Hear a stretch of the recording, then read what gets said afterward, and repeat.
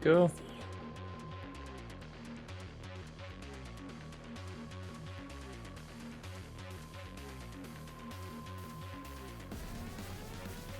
Let's get the rest of this set up. Easy.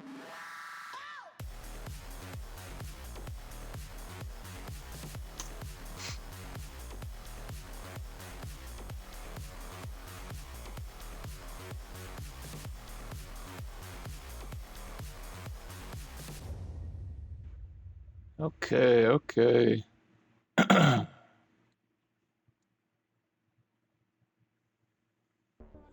Got all that set up. Got my controller good.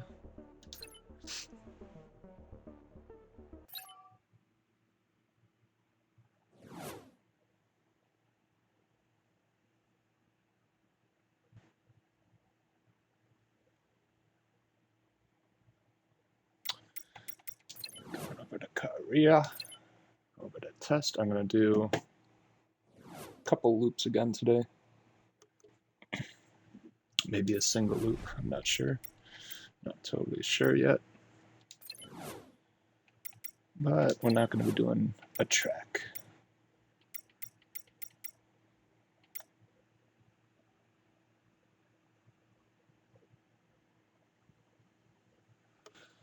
Should I start at the Atlantic Road? Should I start somewhere else? I think I will start here. I'll go down, and then I'll go back up so that I can hit... I want to hit this back to back. Alright, we'll start here. Start at Australia. Aussie.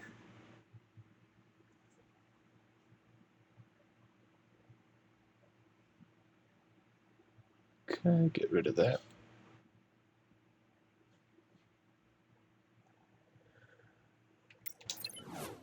And it's a nice sunset outside right now, so I'll do that. And I'll change it over to night as soon as it gets dark out. Alright, let's go.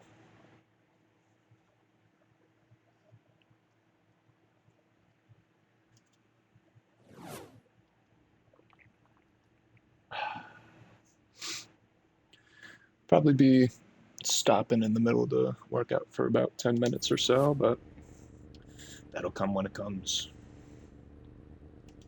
Tuning, anything I want to change? Nah, not really. I'm good with anti-wheelie like that. Let's start.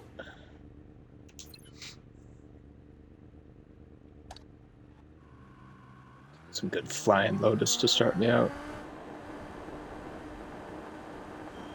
Volume's a little loud. Hold on a second. I'm gonna check my levels real quick before we really get started. Oh, that's not it. That's not it. That's it.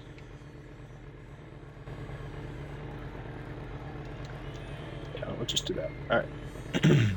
Let's go.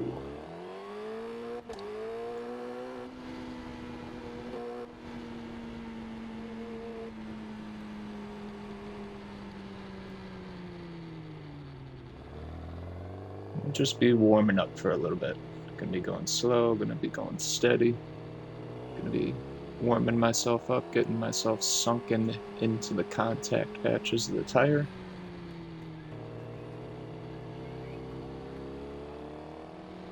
Riding chill. Riding deliberate. Keeping my vision up.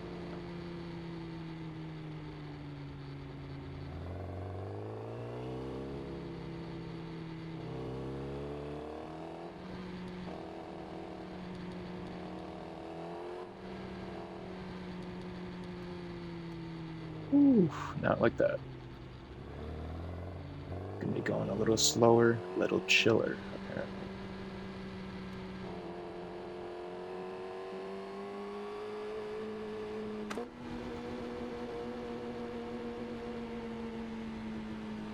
Yeah, I think I may do a very chill day today. I'm a little bit tired. Didn't eat as much as I would have liked to today.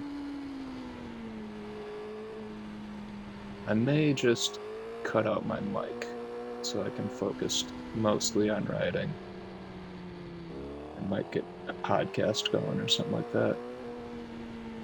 We'll see though. I'll keep it like this for now.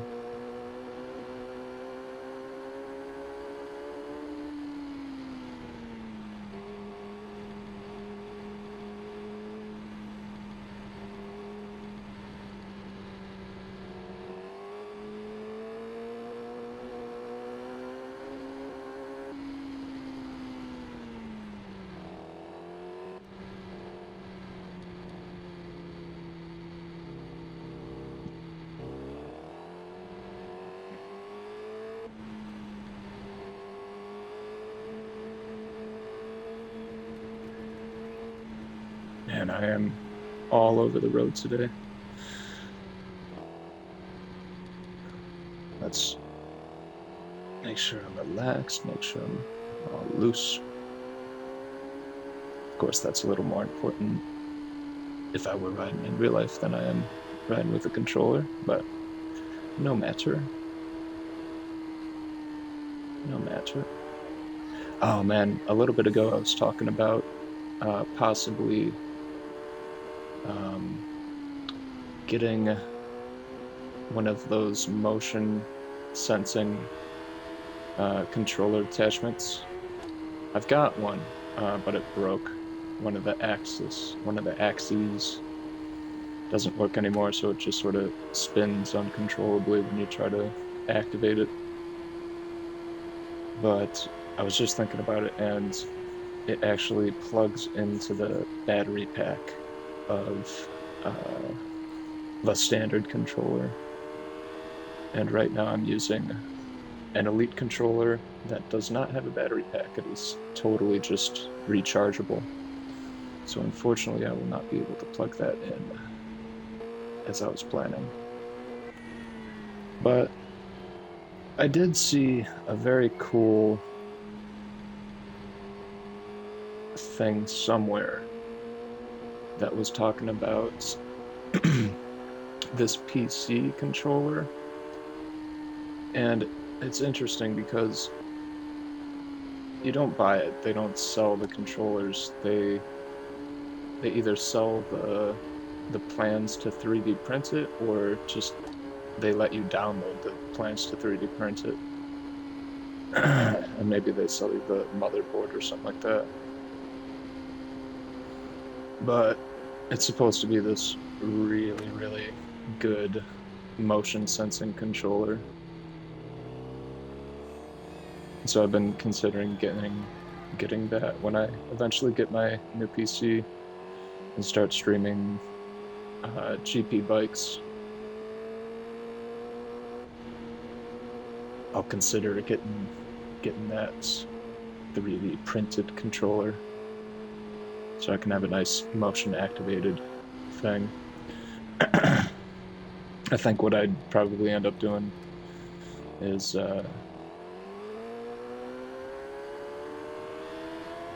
I'll probably end up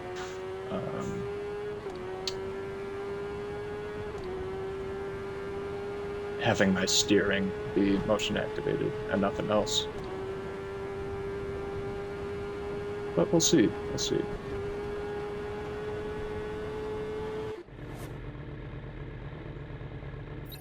Okay, that wasn't too bad.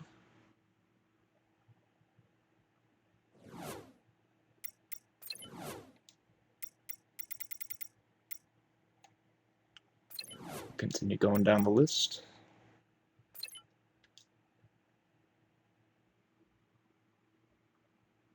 Yeah, and we're gonna have daylight for a while, so that'll be nice. I'm not gonna be riding in the dark too much tonight, unless I ride for 3 hours or so.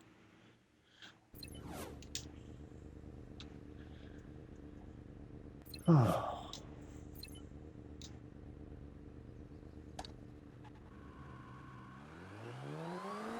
You know I got your baby gun.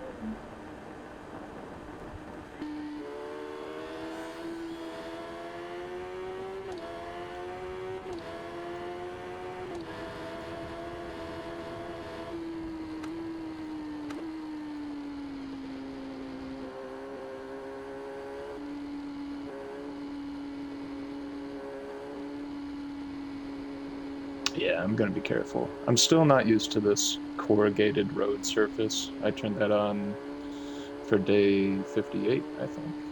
Turned on the corrugated surface so the pavement's got more cracks in it and it's a little less easy to maintain grip and stuff. I'm definitely not used to that yet, so I gotta remember to keep it slow while I still really get a handle on all that.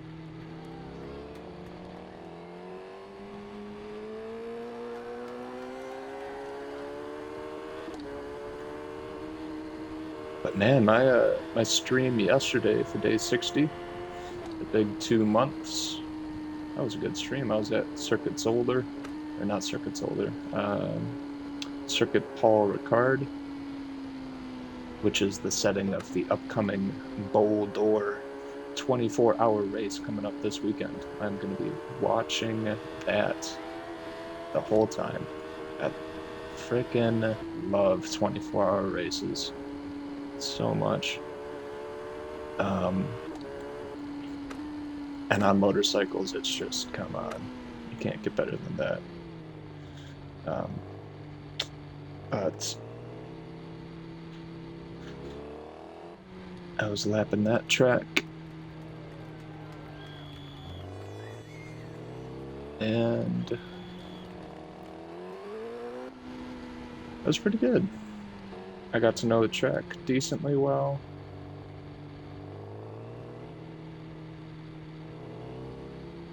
And I noticed a couple really, really cool corners. The track's kind of interesting. There's like a little twisty first bit, and then there's a long, long straightaway on the back. And then after the straightaway, there's a number of longer sweeping corners. And those long sweeping corners on that track are so nicely designed. The first one starts out as sort of a long thing and then cuts in right at the end, and then the corner just following it, I think, or maybe a couple corners right after, is about the same thing but even more pronounced, where it's like a long sweeping left-hander and then it like cuts in very hard to the left, and it's really, really fun.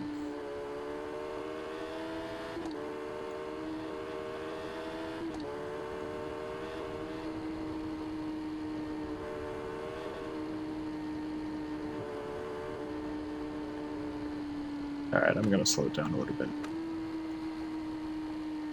Just warming up still. Still don't have that great a feeling for the tires.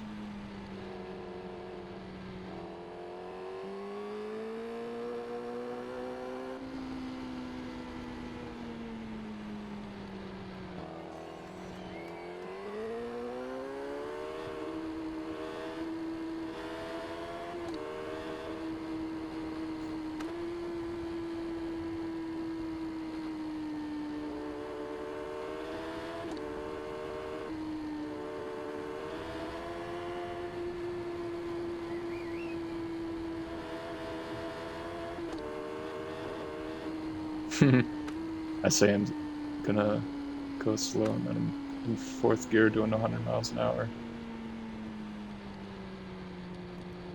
It's kind of crazy how much I haven't improved in this game during this whole series. It really keeps you honest, keeps your skills sharp, trying not to crash at all.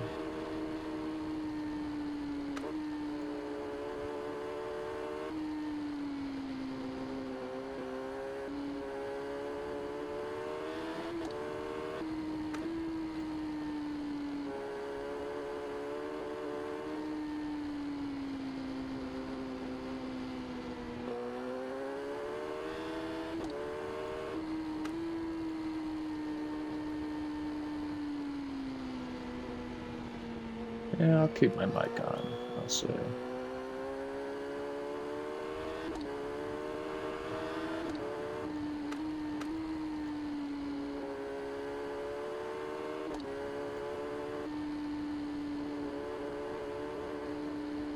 I've been getting a really interesting sort of feel for the rear assembly and the rear wheel, more specifically, while I've been practicing lately. And I really started to notice it on day 59, I think.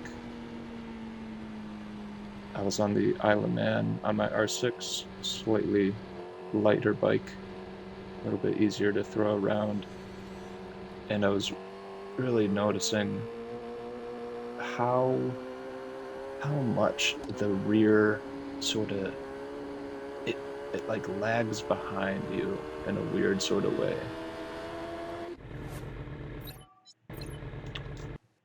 And I got an idea for that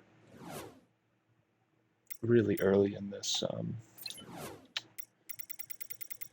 series, right when I started first playing TT Isle of Man, because when you're in third person, there's this weird thing where the camera it lags behind with the rear in a strange sort of way. So it really like draws your attention to it. But my understanding of it wasn't much more than that like quick sort of concept, but it's sort of been in the background of my head ever since.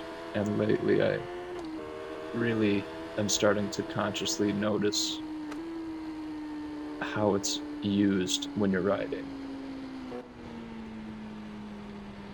Because when you first start out, at least when I first started out, um, when I first started out, you sort of think of motorcycles as like each wheel following the other, right? But as soon as you start looking deeper into it, like the racers are two-wheel drifting around corners and stuff, crazy. But um, that two-wheel drifting sort of points to that rear assembly lagging behind and almost directing the bike in a weird way. In a journal that I wrote um, in one of these episodes, I forget which specific day. I think it was around day 40 or something. Uh, in one of those journals, I was talking about how I was starting to get a feeling for the front tire as being a sort of sail more than like a wheel.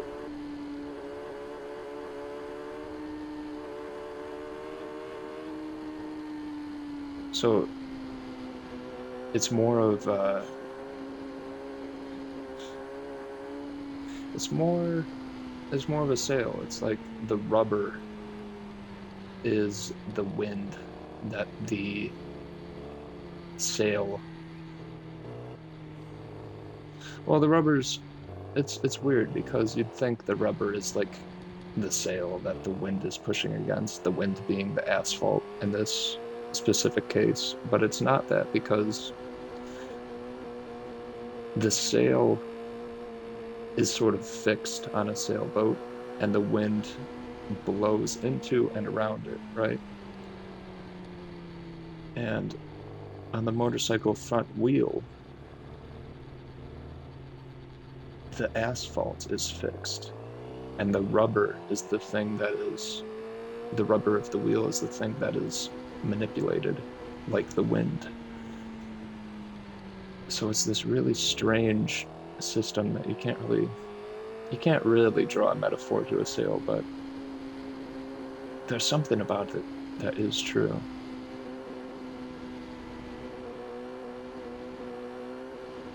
Because the rubber twists with the road, and the rubber twists the more that you heat it up. And the reason that counter steering works, if you've heard it all about that, The reason that counter steering works is because you're, in a way, pushing the wheel through the corner. You're like pushing it through. You're not letting it roll as much as it wants to. When you counter steer, there's an interesting thing that's happening with the trail of the bike and the rake of the bike, where when you turn the wheel,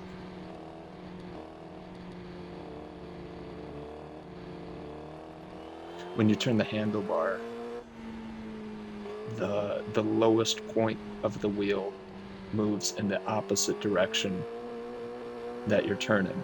So when you turn the handlebar to the right, the lowest point of the wheel is shifted to the left, right? I'm not quite sure how to explain it much further than that. But yeah, if you sort of have that image in your head,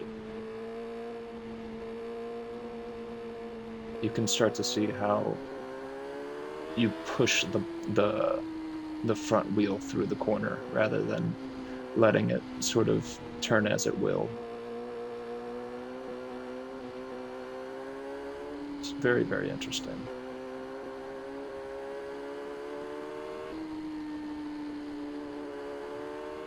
All right, I'm starting to warm up a little bit here.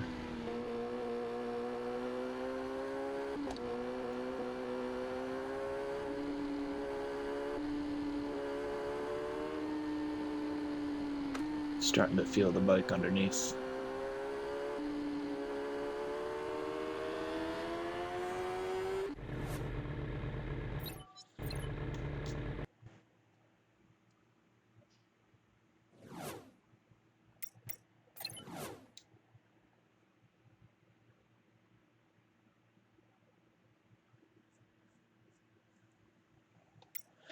Alright, we'll do just down here.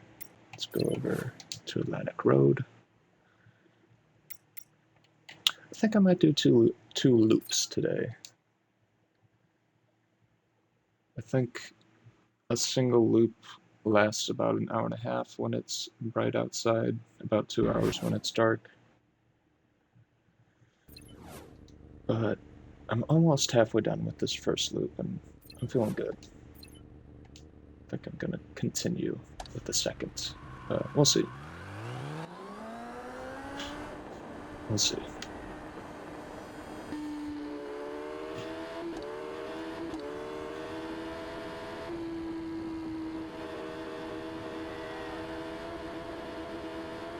One thing that sort of surprised me yesterday when I was on the track on Circuit Paul Ricard was how non-durable my front brake pads are. My brake pads were wearing out terribly. By the end of the stream, about 2 hours in, my brake pads were gone. Like I could not use them anymore. And they're slightly upgraded pads, but I think they were the cheapest available that weren't stock.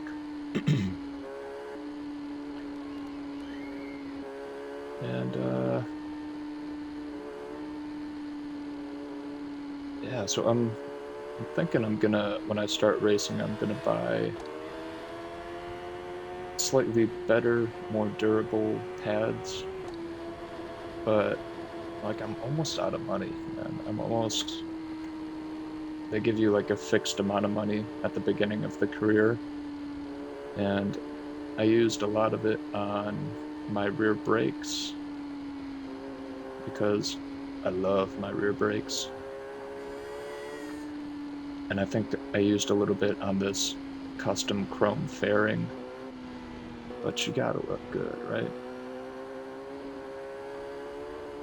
Liking the look of my bike does a lot for me for some reason. It's like different clothes.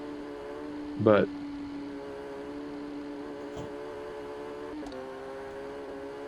yeah, I don't have a lot of extra money left for buying replacement stuff, so I'm either gonna have to win all my races, which is gonna be extremely hard, and which I'm gonna have to practice a lot for. Or I'm going to have to maintain my equipment very much and buy the right equipment and be wise about my equipment purchases.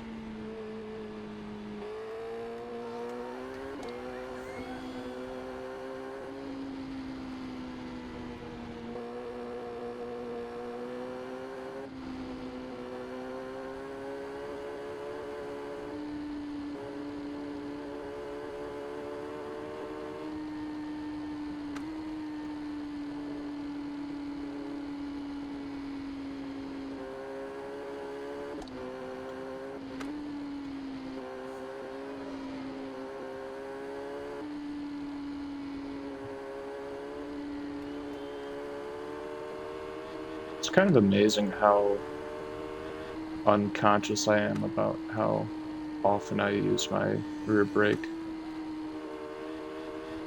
Like it's just sort of, it's there when I need it. I don't even have to think about it anymore.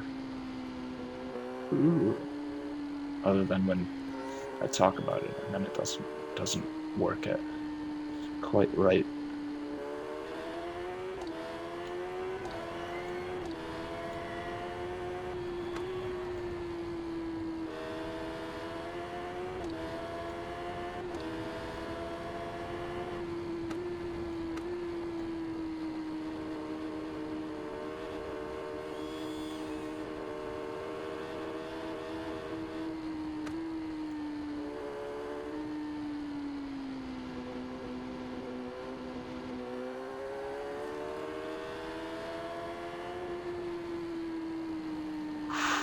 I'm going too fast.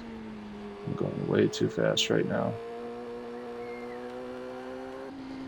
You know what? I did a fast day yesterday. I've been talking recently about doing like 10 slow days for every single fast day that I do. I'm going too fast. I need to just chill out, cruise.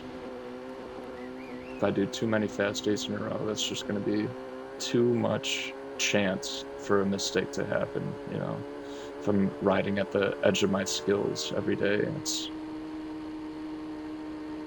playing badly with luck, so I'm gonna try to keep it a little slower. Every single time I fucking say that, I just immediately go faster, but I'm gonna try to.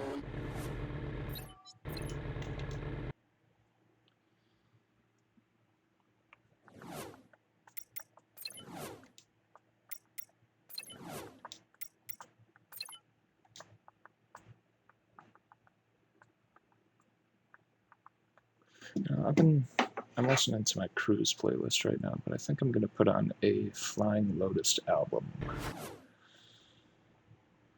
feeling like some Flying Lotus right now. I'll do Until the Quiet Comes.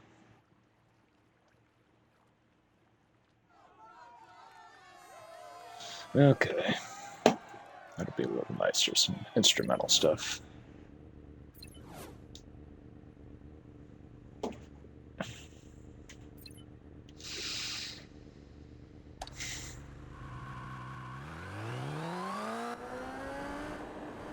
Another sort of interesting thing that the upper half of the motorcycle book by Bernd Spiegel was talking about was the use of little stickers that you can put on your motorcycle that just sort of remind you of certain things that you're trying to work on. And I actually started doing something similar before I read the book. when I was just starting this series where I would tape little messages to myself on my monitor. Stuff like, your job isn't to perform, it's to survive. And a nice quote by Rick Rubin that I like that goes, the house hastily built rarely survives the first storm. And so that sort of reminded me to keep my writing style very slow and very cautious, because I sort of had to get used to this no crashing writing style, because I've been playing these Motorcycle So games with no consequence before that, you know?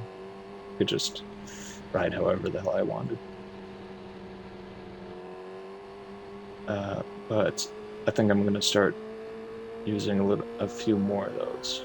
I've been focusing a lot on keeping my eyes up, so I might put a little keep your eyes up message on my monitor, and I think I might do something relating to how you need to trail off the front brake when you're leaning over. I'm still not as good as I'd like to be with that. And then there were a couple other things that he was talking about in that book that seemed like pretty good suggestions, but I don't remember what they are right now, which is all the more reason to tape them onto my monitor.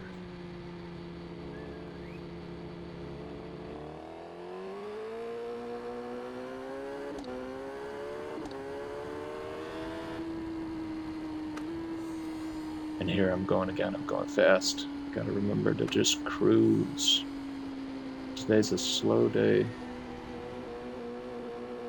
Not trying to be flashy, trying to survive.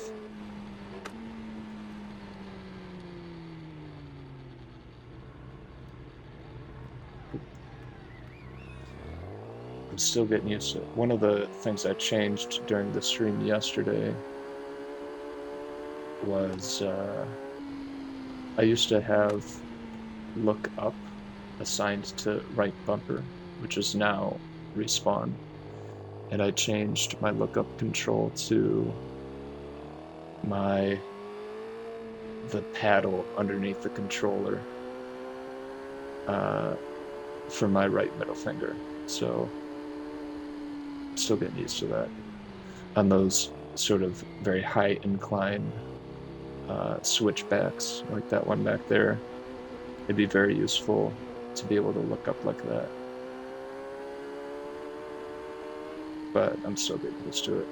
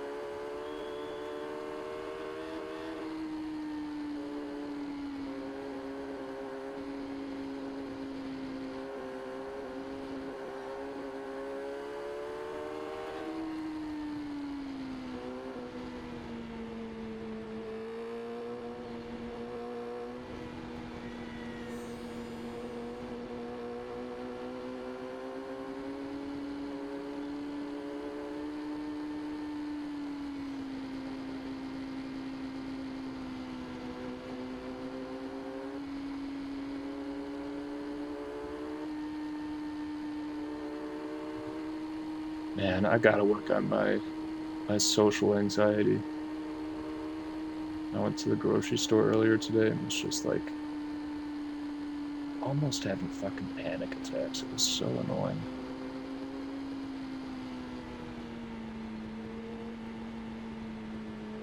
Gotta get out of the house more. Gotta Gotta practice my social ability. Ooh.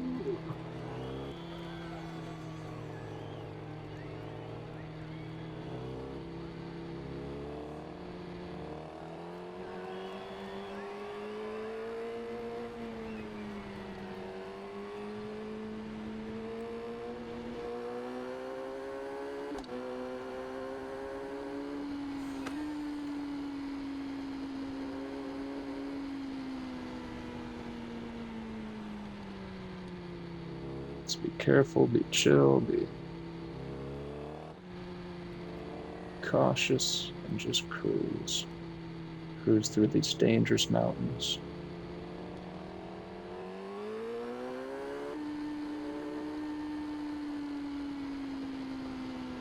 Roll onto that throttle, roll off it. Be very deliberate with your inputs.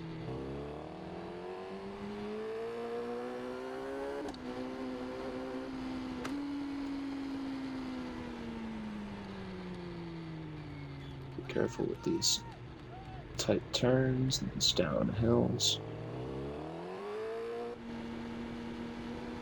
These declines.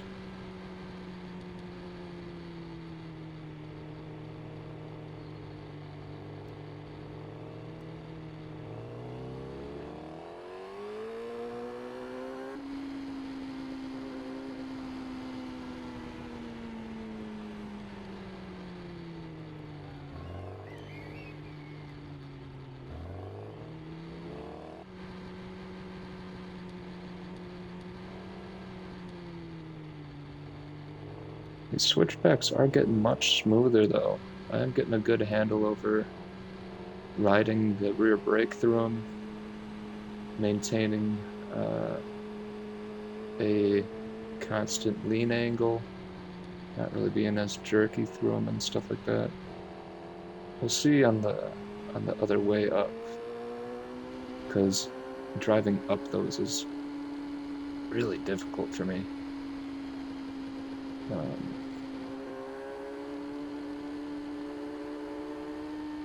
We will see.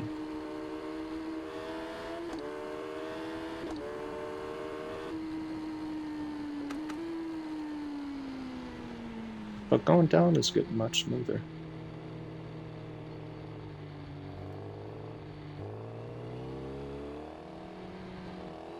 Ooh. You need a slight, just a tad bit of front brake as well. Just a touch. Don't want any more than that because I'll slide out, but just a touch of front brake does you a lot of good.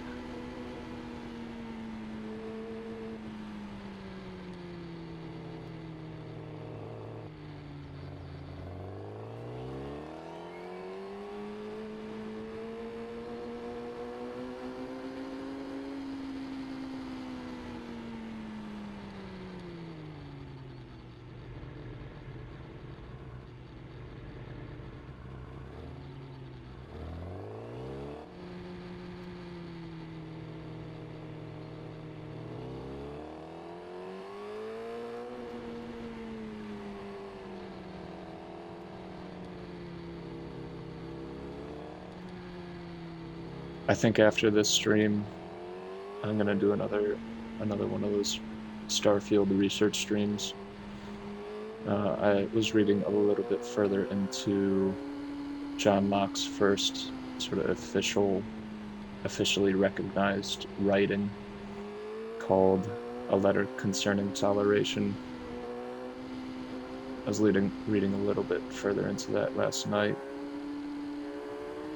And it's so interesting. If you really like read those old writings deeply, if you try to understand like every word, I was having to look up like every 10th word or so, just because there's so many of those things that you don't really like. You think you know the meaning of those words, but when you start thinking about it, you're like, I have no idea what the fuck that means.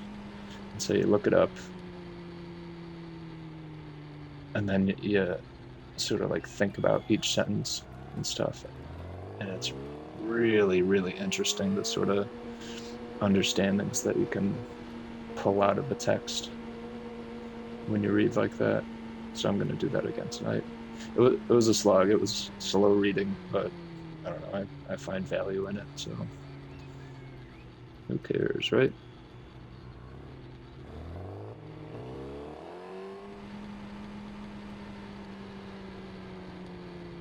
And I think I want to read more about Thomas Jefferson. I watched this really, really interesting animation, an old animation. It was from like the early days of YouTube, talking about banking and the problems with banking and banking through history and stuff. And it really got me thinking. And there was a moment in there where they show Thomas Jefferson giving a speech in front of the constitutional man, what do you call that? Convention. I think that's what it was. It was like when they were deciding what was going to be in the Constitution.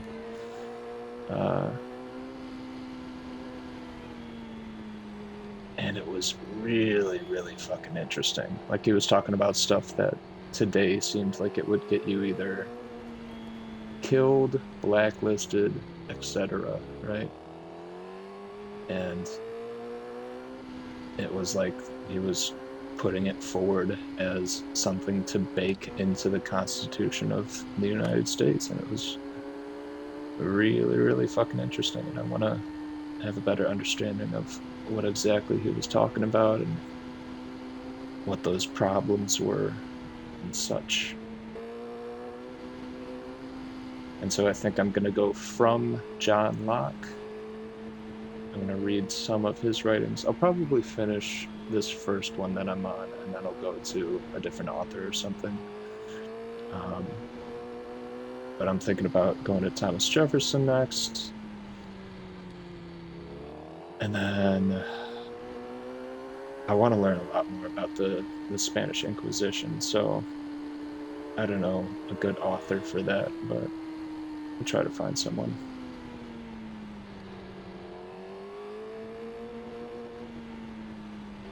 And that'll be my sort of introduction into this whole project. This whole video. Oh. Man, I love this road so damn much.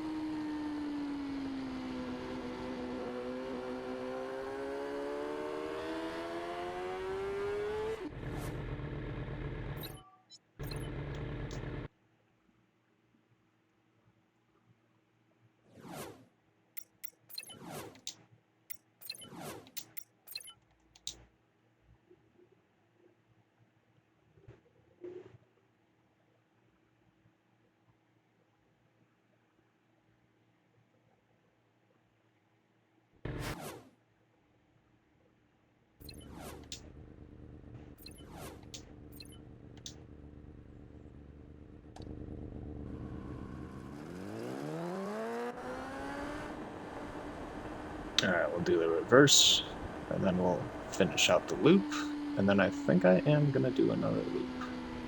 And then after this loop, I will start my Starfield stream.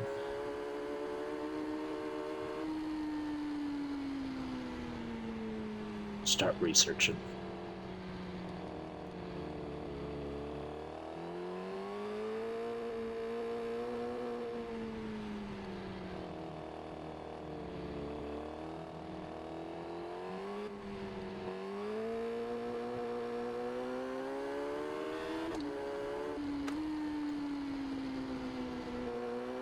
It's kind of insane how much of your control of a bike needs to be unconscious for it to work well. I think that was sort of my fascination with it going into like my first interest in those first MotoGP games that I played.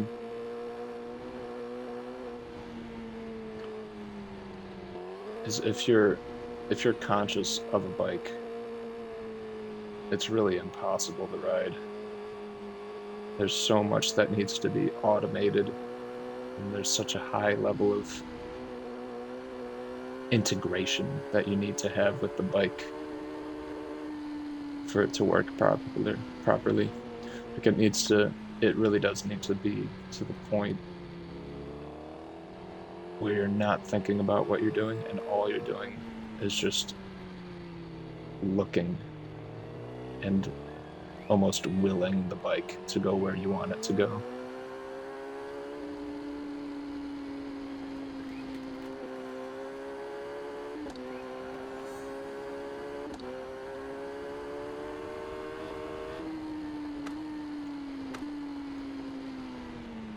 Okay.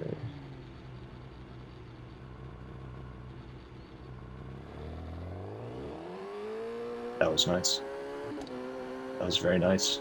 Yeah, we're getting a lot of coming the other way. A lot of these switchbacks are downhill. We'll now be going into the uphill switchbacks. So we'll see how those are. Let's continue cruising, not trying to go fast. Not trying to go faster than I'm comfortable with. Or just cruising, listening to Flying Lotus. And I hope the audio's doing alright. I'm really getting tired of this this clipping audio that I'm getting with streaming directly through my Xbox. It's getting real old. It's been a problem ever since I started my first streams. So I think tomorrow, oh geez, tomorrow I'm going to do some research and I'm going to see how I can stream my Xbox directly through my laptop. I'm not quite sure how I would do that yet, but I need to figure it out. Because this clipping cannot continue. I want these streams to be higher quality. Not totally high quality yet. We're going at a reasonable pace, but I gotta get rid of that clipping issue. It could even be happening right now, and I wouldn't know it.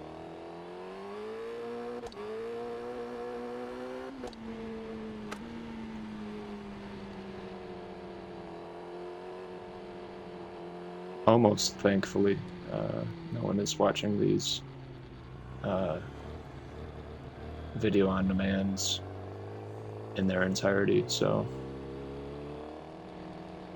I'm slightly in the clear, but I do have to fix it.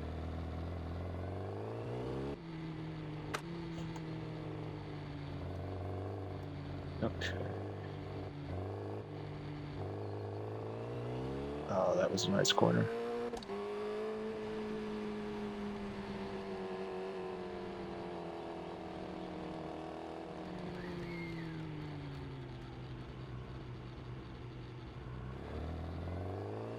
I'm starting to feel a little bit better. Getting on the bike is a good thing.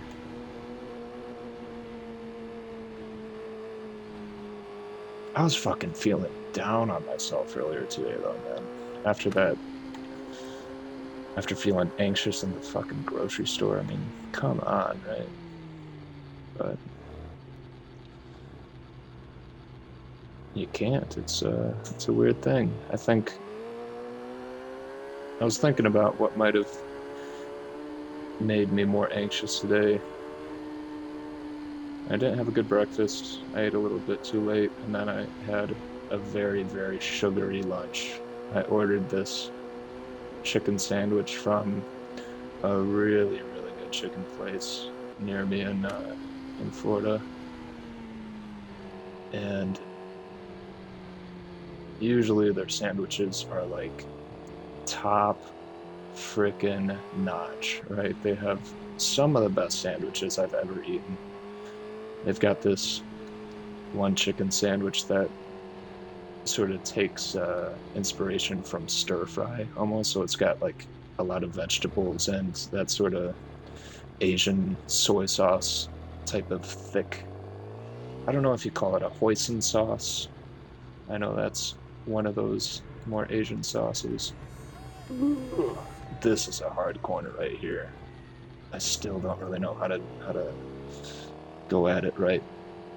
Um, Might have been a hoisin sauce. It was a thicker soy Asian sauce. That's all I know. But it's incredible, right? They make some incredible sandwiches.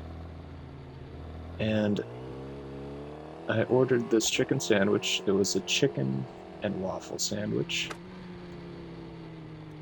And it was advertised to have a lot of bacon on it. And it was advertised to have a lemon glaze on it. And it was advertised to be a large flattened chicken breast. And it was advertised to be made, the waffles were going to be made out of sort of like their donut mix, which is, they have incredible donuts.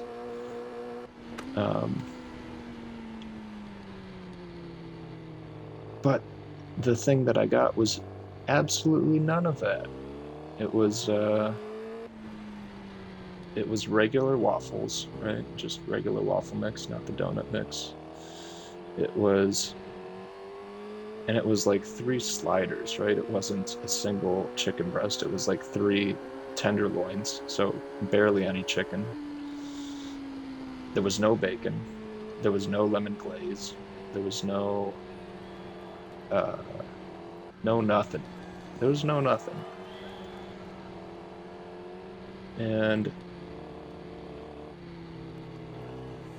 I think it was just, yeah, it was like 3 regular waffle chicken sliders. And you got a little syrup on the side.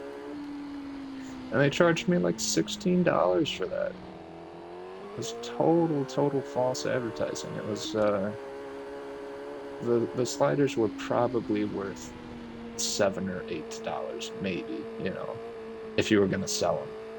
If you were gonna buy the ingredients and make it, it'd probably be like $3, maybe less. But yeah, it was a ripoff, and it was a very sugary, very insubstantial ripoff at that. And so I had a lot of sugar in my system. I wasn't very well fed.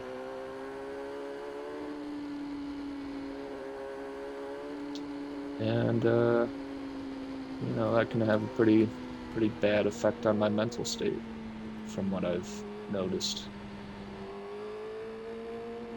Right before I started this stream, I had a nice, large, homemade salad filled with all sorts of good proteins and fats and cheeses and all that, salami.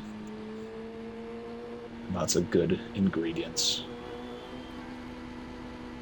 And I felt much better after it.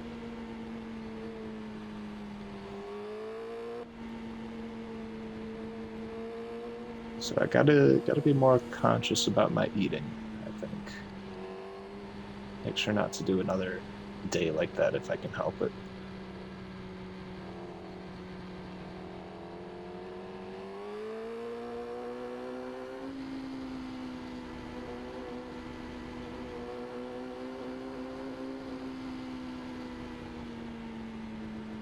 I really do think it was just mainly that, because I don't know, I'm trying to cut down on my weed use. I haven't used weed in a while, and I've been sort of on and off addicted to it for a long time.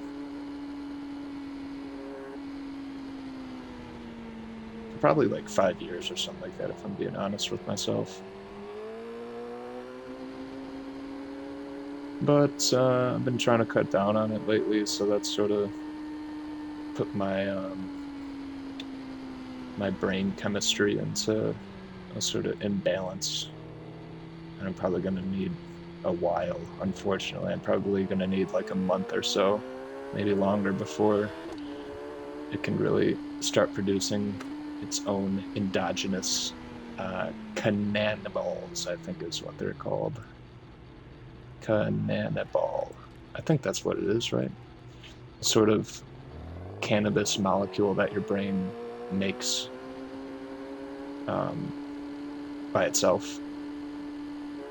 That's why cannabis works to get you high. It's because it mimics a sort of molecule that's already in your brain, and it kicks it up into sixth gear, right? And so it gives you a good high. But like any other drug, if you use it too much, your brain starts to produce less of it because it's already got enough of it coming in from the external environment. And then when you stop using weed or stop using any of these other drugs, then you don't have any of that molecule in your brain, or you have a lot less of it than you actually need. And you have to wait a while before your body can start producing enough of its own again before you start to feel normal. And I don't know, weed just doesn't have the same sort of effect that it used to, and I don't really enjoy it as much as I used to. It's just sort of become mildly boring, you know?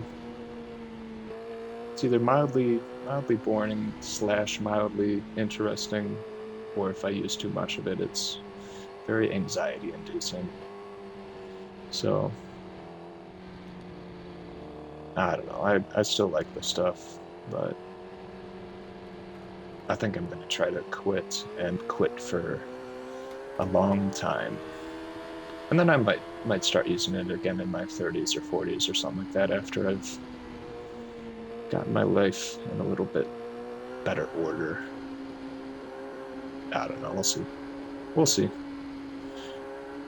But that is definitely making life a little bit more difficult right now. Is trying to cut down on that.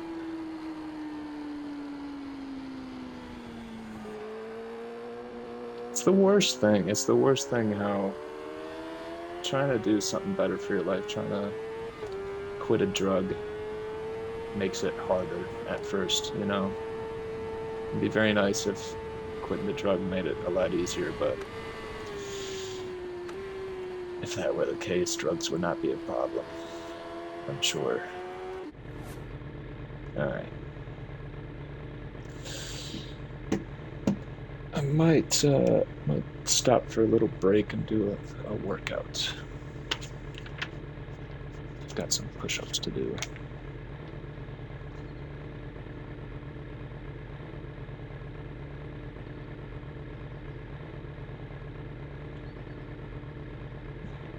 I've got some diamond push-ups, some scapular push-ups, Bulgarian split squats, which are kind of like lunges, and elbow plank. I'm gonna do all those and I'll be back in about 15 minutes.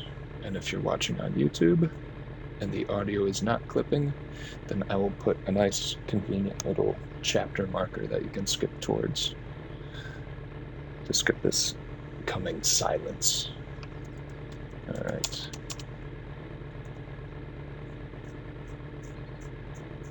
I will be back shortly.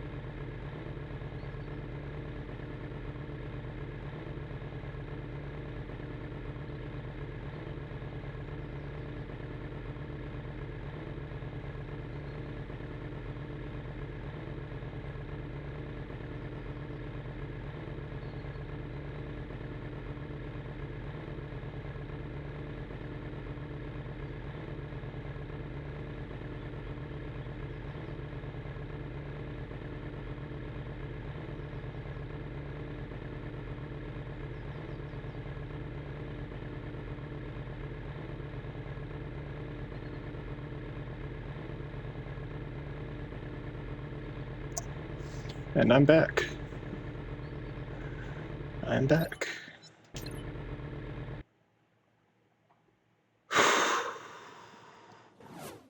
I did my workouts.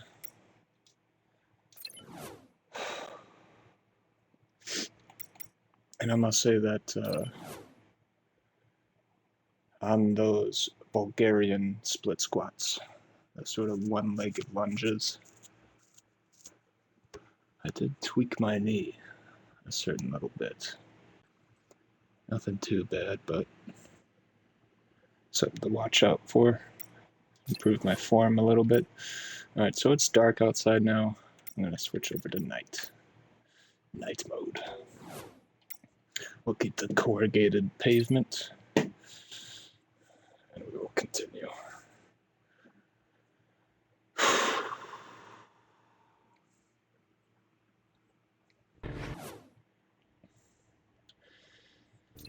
Okay.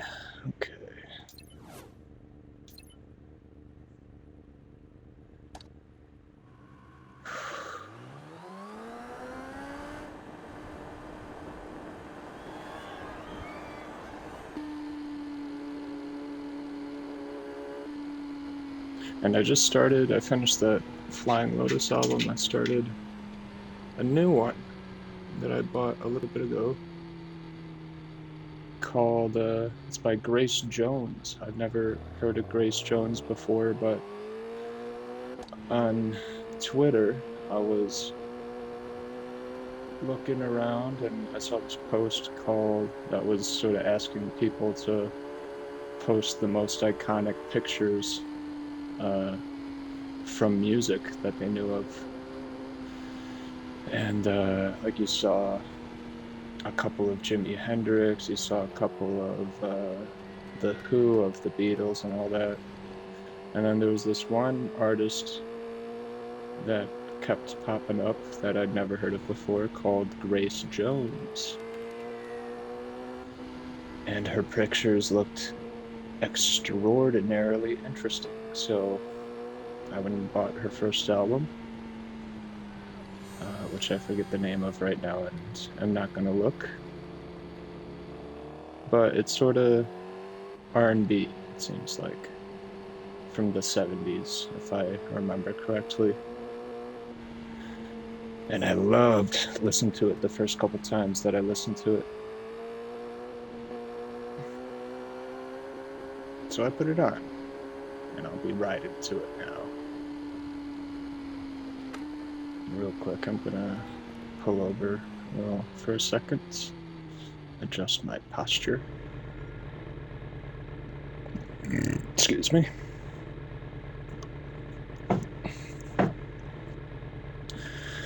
That's a little better.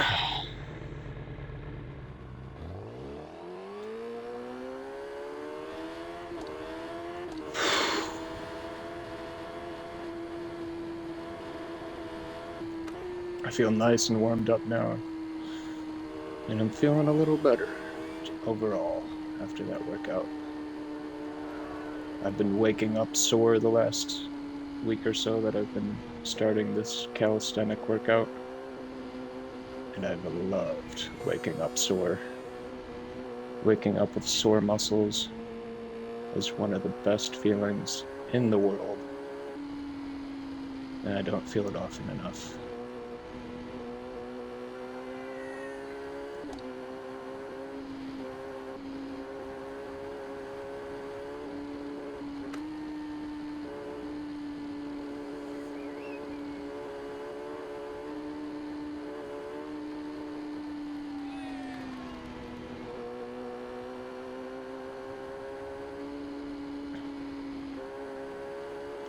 Another thing that Bernd Spiegel wrote about in that book that I just finished was the usefulness, of sort of very sharply applying the brakes when you first get out onto a ride, sort of like that, just to see how much traction the ground has, how much you're able to apply the brakes and how quickly and stuff. So that would be useful on this newly corrugated surface, I think. Useful to do a little more often. So when I'm at speed, 70 miles an hour, and just squeeze the front brake as hard as I can. Get a good idea for stopping distance.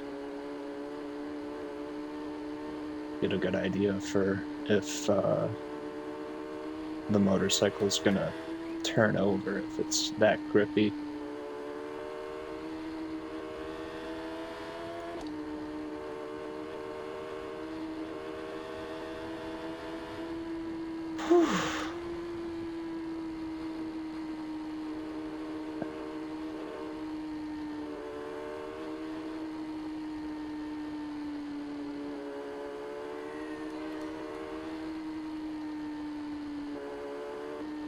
Going at a pretty decent pace, I think. Not going too fast, not going too slow.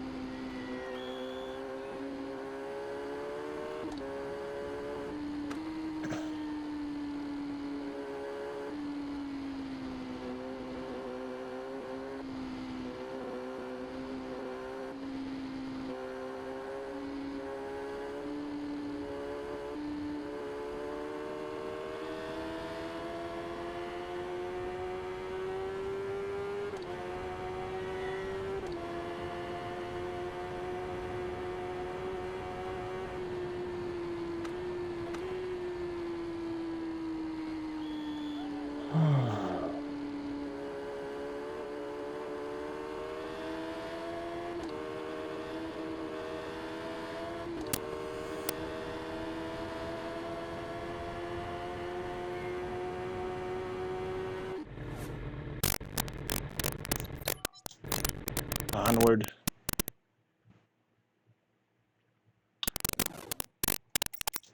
Onward and upward.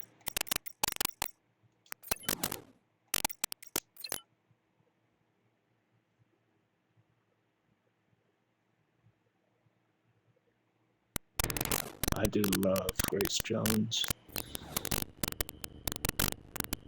It's an amazing album. What is this album called? I'll check while I got time. Portfolio, her first album. Highly recommend it.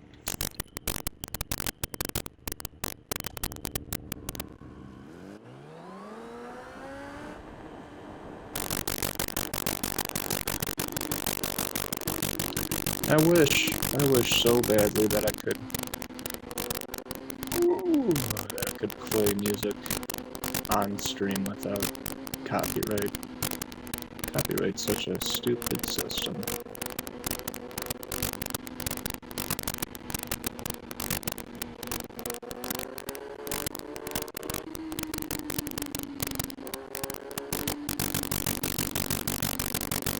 If you can get any music that you want for free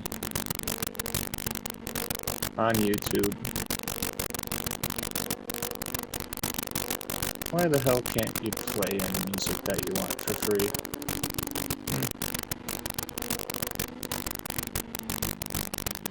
Ad revenue. It's a bunch of bullshit.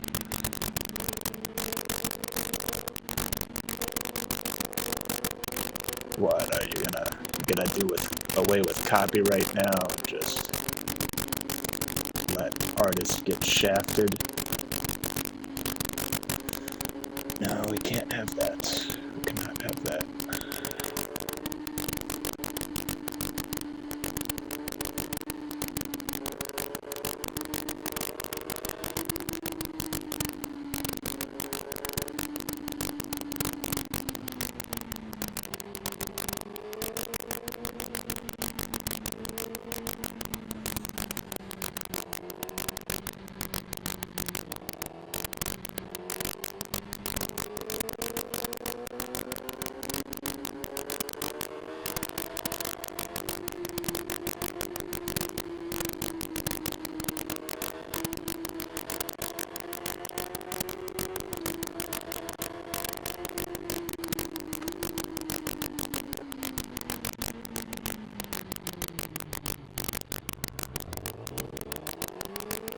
That corner sneaks up on you in the dark.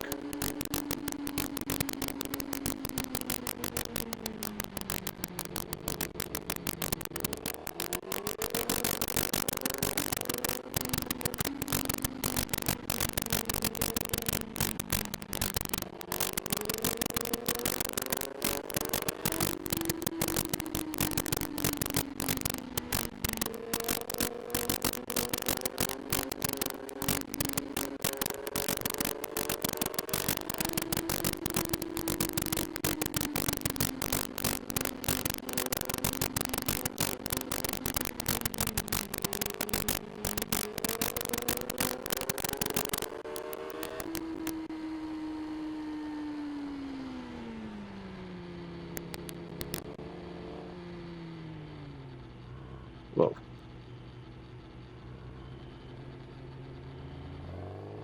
There we go.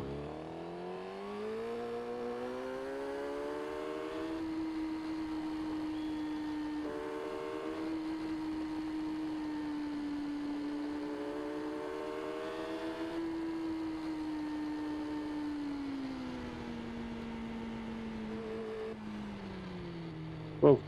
Whoa.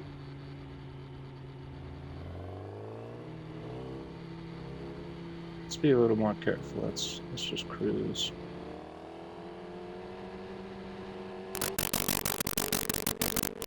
Going just a little bit too fast in this darkness. A little bit too far over my skis.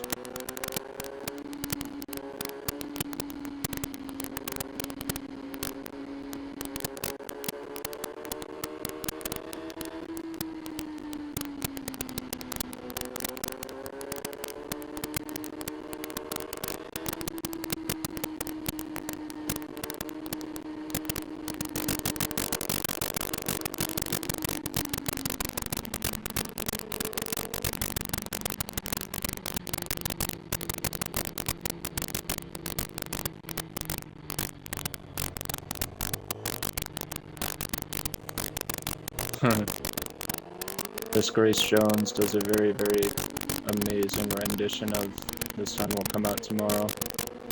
It's playing right now.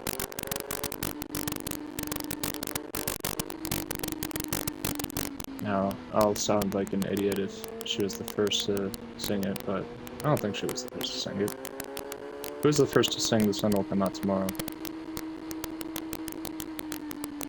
Wasn't it like from a movie? Annie. Was that the first time it was recorded?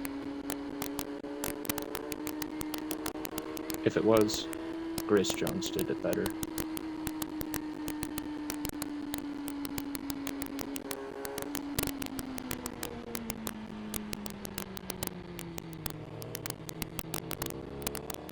Oh, that's a nice corner.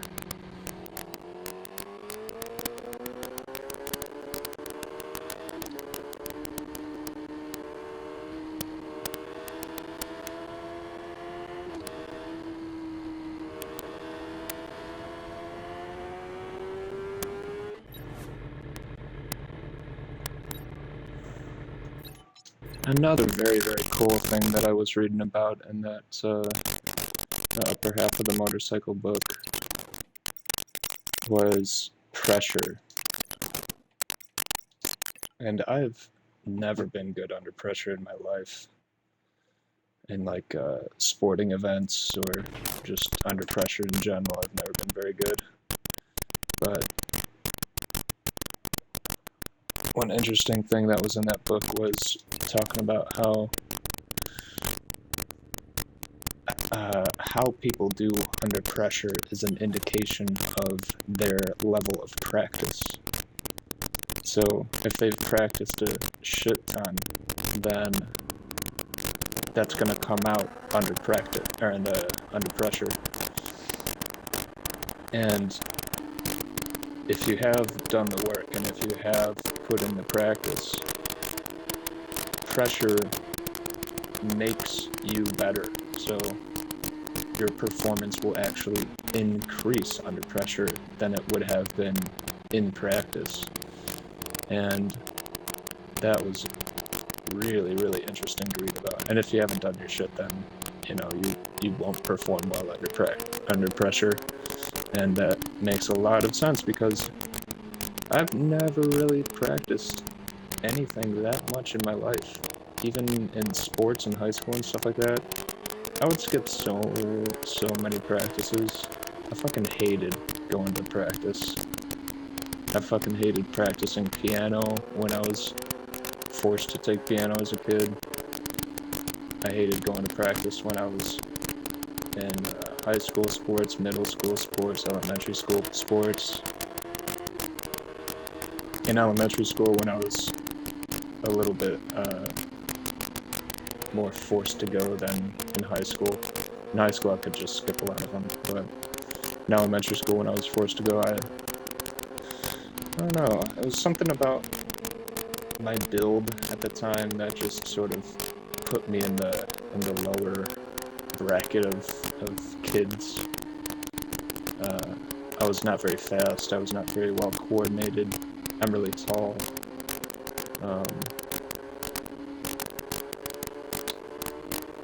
Yeah, I wasn't very coordinated. Wasn't very fast. So I don't know. Something. I didn't like practice. I didn't ever like practice, so I never really applied myself in sports. And so I sort of formed this idea in my head that, I'm just not good under pressure. But,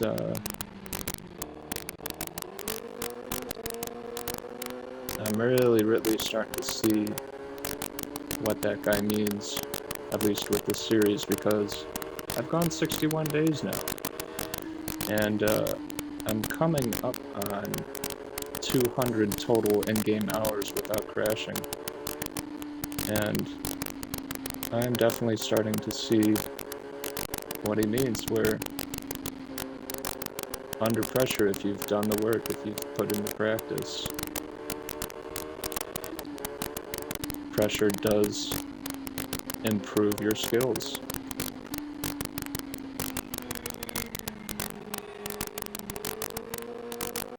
And that's all I got to say about that.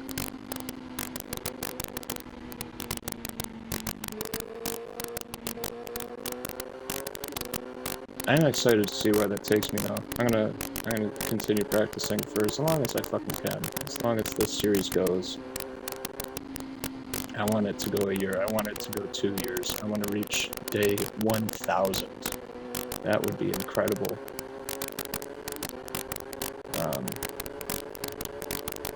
But I can only imagine what a little added pressure will do to my ability that far down the line. Day 1,000, I'm in like this high pressure race, and I know for a fact I've got the skills to meet that demand. That's gonna be cool.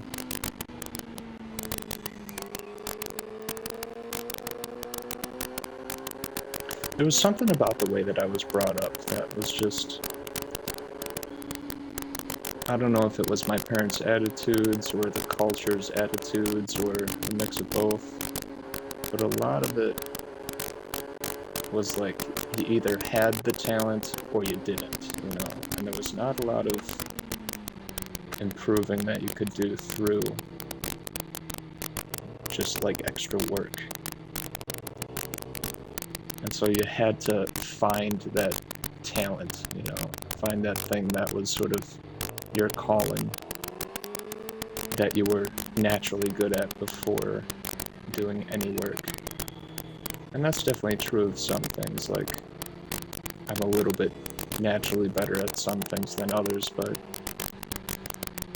in my mind as a kid, that sort of translated to, if I'm not naturally winning as soon as I start doing that activity, then it's useless to put in any time to try to improve it, because other people who do have that talent are always going to be better than you, and there's no real improvement that you can affect.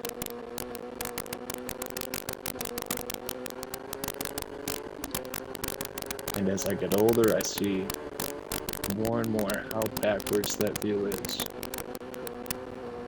If you want something, go and get it.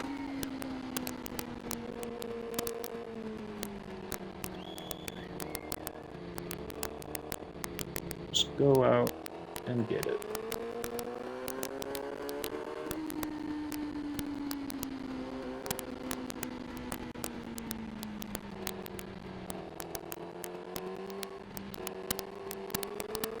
Start doing it.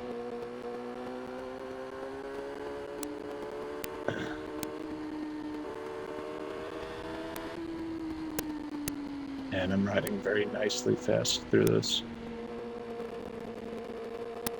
This $1 million highway.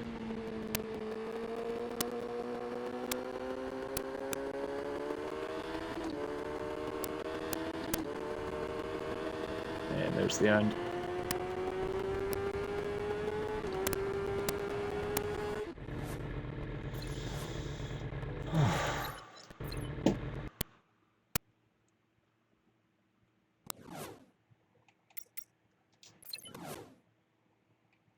And I love this album.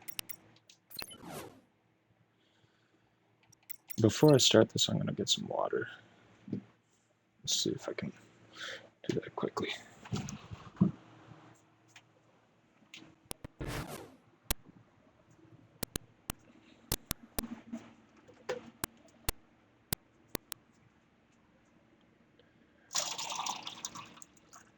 There's a bit of water.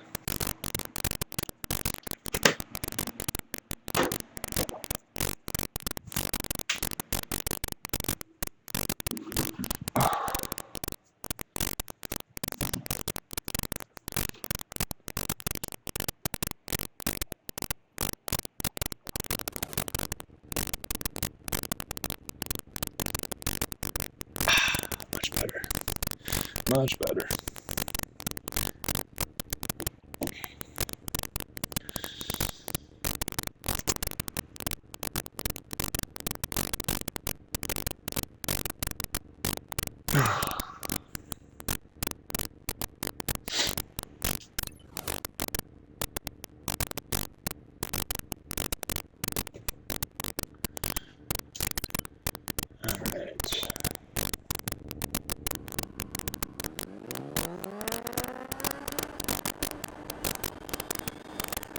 Am I gonna do another loop after this? I'm not sure.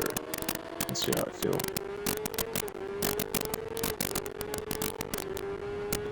I think I might go to a track and do some laps. Like go to Boulder or something.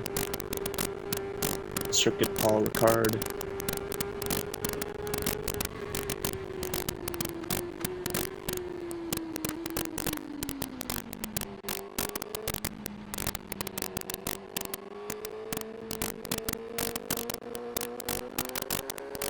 I might go to Circuit Solder.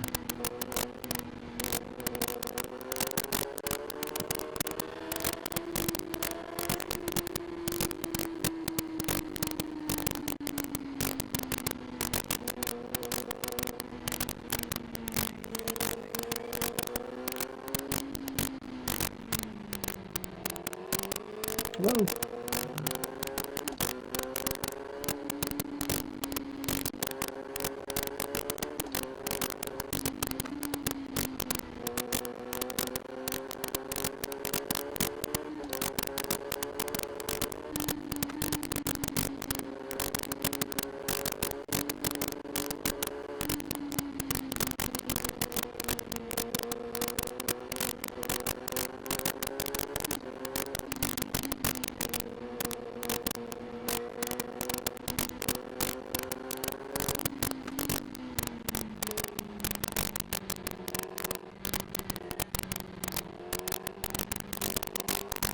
Wow, that was a weird corner.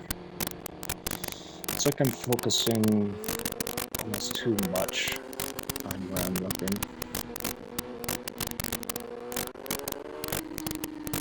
I wish I had more feedback. I wish I had a force feedback handlebar simulator or something. You know how you can do like force feedback steering wheels for car racing games? I would totally buy a force feedback handlebar, and maybe even pegs. I don't think that sort of thing is available for this game, though. I've seen a couple interesting, sort of budget-friendly simulators for GP bikes. Oh.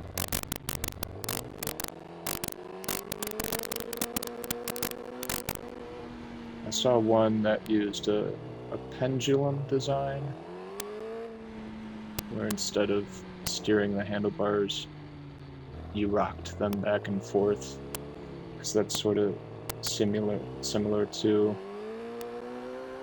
how handlebars act in real life, is just sort of, you rock them back and forth.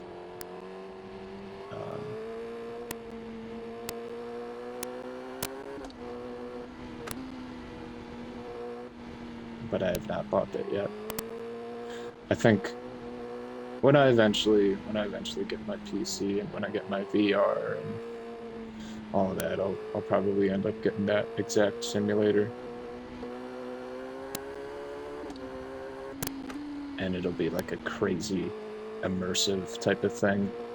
Or maybe if I've got my own road bike by that point, I'll just like sort of rig that up to act as a controller for the game. Oh, that was nice. Oh jeez.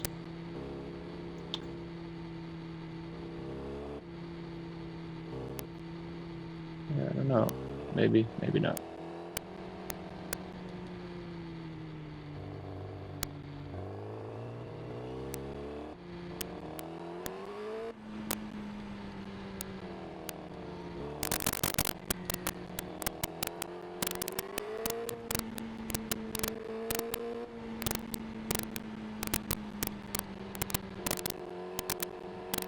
That was a nice corner.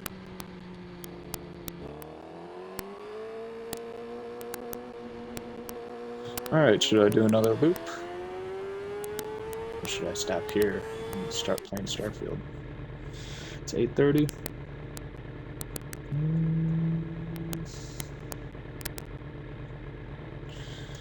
What do I want to do? What do I want to do?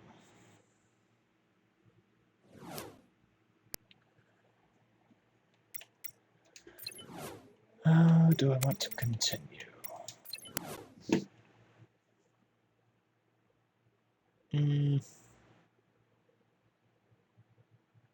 Or do I want to go to a track?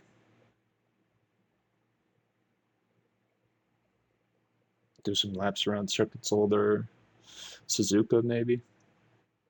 I haven't been to Suzuka in a long time. Kinda cool to go around there.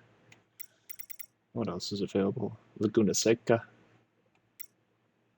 Suzuka, Silverstone, Nürburgring, Monsanto. I want to see Monsanto. They say it's a temporary street track. I want to see what portions of it are street. And it looked pretty long. Let's see the length of it. Monsanto, 3.37. No, it's average. On the longer side, though. Let's see. Conditions. Let's do rainy. Light rain. Kind of interesting. Make sure to put my rain tires on.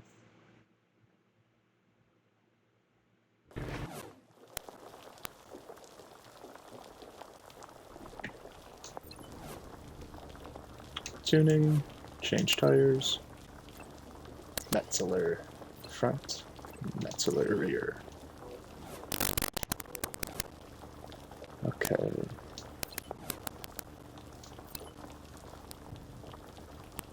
Let's see this track.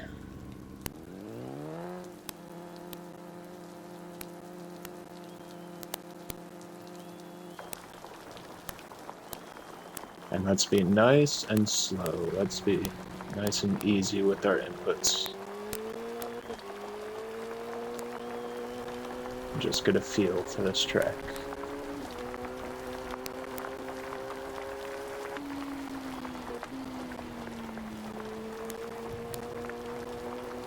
For a sec, that looked like the British Superbike logo. But we are not in Britain. I think we're in Portugal.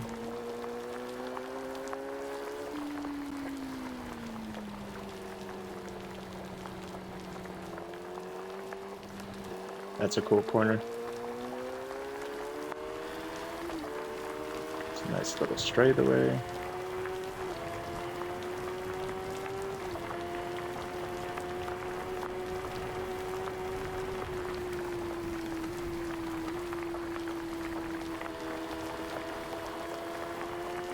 More straightaway.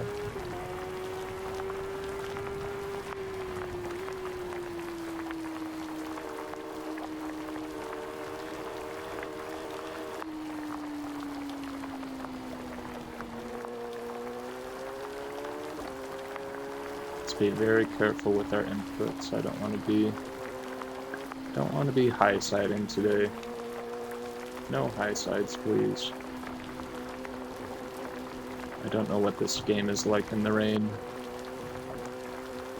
I'm not going to try to push my luck. My first experience with it.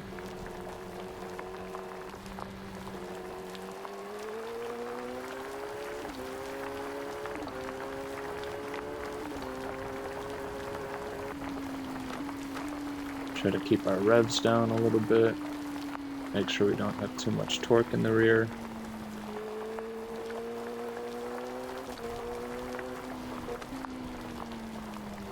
Oh, this is beautiful. Look at this. All these trees. And I wish they had a motorcycle game that allowed you to race in that Maple Speedway. That's one of those tracks that I used to love when I used to play Forza Motorsport 3 all the time.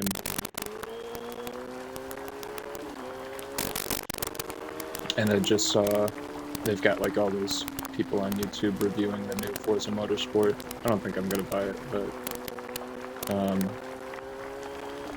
I saw a couple people racing through Maple Speedway. And it got me very nostalgic for it. And I wish you could do a motorcycle game through that.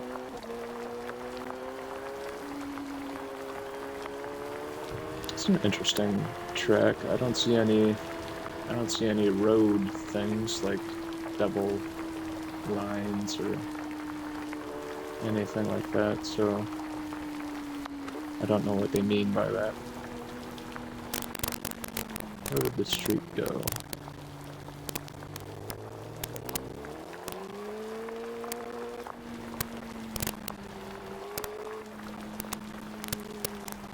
Ooh, careful. Not over there.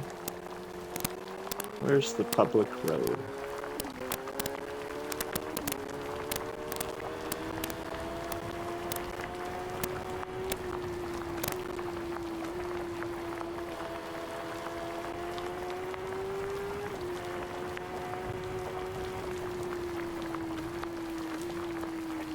I see no public road other than that bridge right there. That's public road. Is that one? No, not really.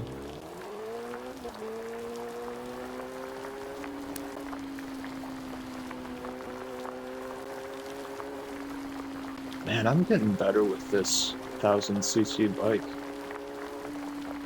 Sort of getting the hang of throwing it around. That's cool. Oh, that looks like a public road. Let's see. I can't go reverse for too long in this game. It'll reset me. It'll reset me. Oh. Okay, let's go reverse again. Is this a public road?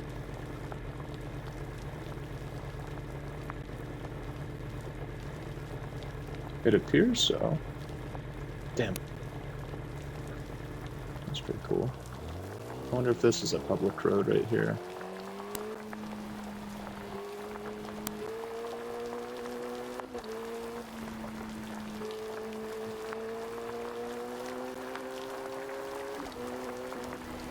Does it come across up here? There it is.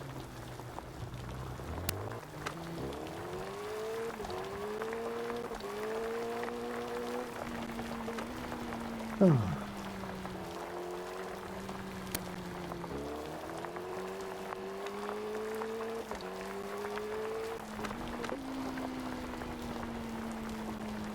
Late turning, late apex.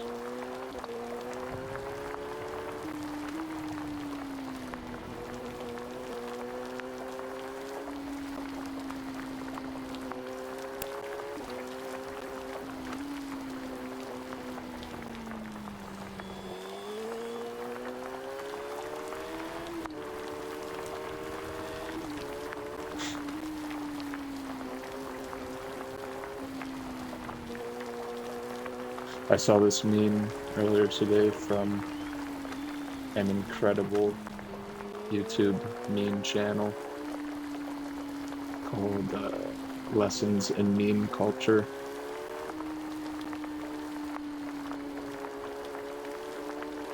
And it was, I did not understand it at first. It was, hey, there's my ghost. It was Sisyphus. It was Sisyphus rolling his rock up a hill, and superimposed over this image of Sisyphus was a text conversation, but it wasn't a conversation, it was just a single text that read, "What's your favorite color?"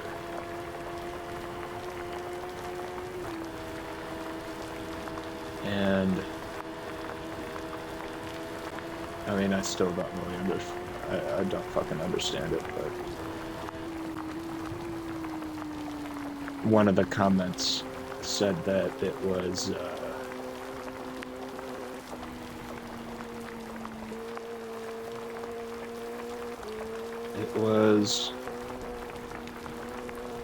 sort of a joke on how that's like one of the first things you say in like a friendship is, "What's your favorite color?" If you're not that, you know, if you don't have that many conversation topics available to you, that's sort of the go-to, as you ask what the person's favorite color is. And I think the assumption there was the person who would be sending a text like that is they're just rolling a rock up a hill and watching it fall down every single time they try to begin a friendship. Kind of a depressing meme, kind of a funny meme.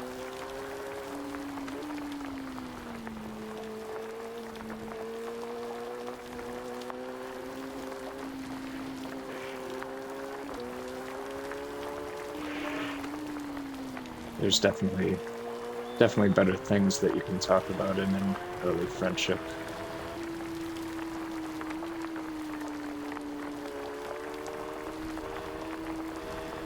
Not that I would know, because I don't have very many friends right now, but that's another thing I'm working on.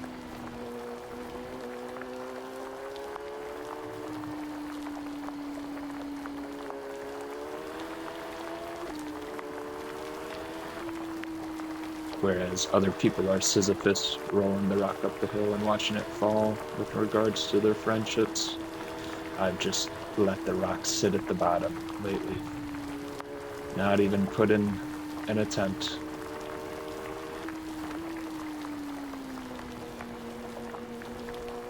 But let's see if we can't change that, huh?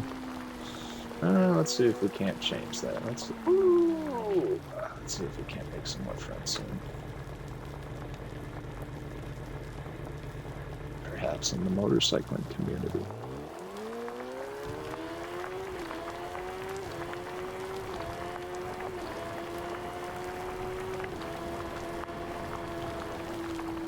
Keeping my revs nice and low in the rain.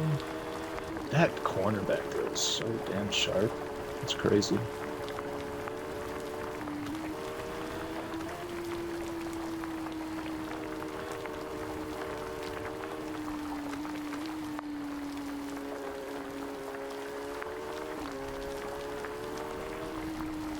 It's very surprising how much grip you have in rain. I have no idea if this is true to life at all, and so I'm going to be starting fresh once I start riding in the rain in real life, but at least in the game, it's surprising how much grip that you have in the wet conditions.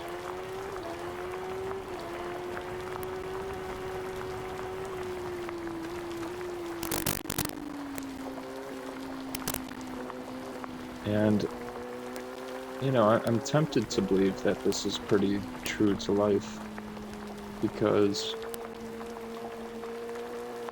in that book, the Bernd Spiegel book, the upper half of the motorcycle,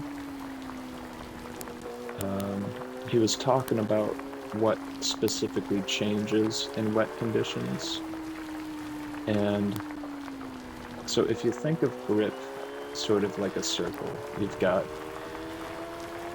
forward and back grip, which is acceleration and deceleration. You've got grip that way, and then you've also got side to side grip, which helps you turn. And you can kind of think of that in a circle, right? So if you're using a lot of acceleration grip,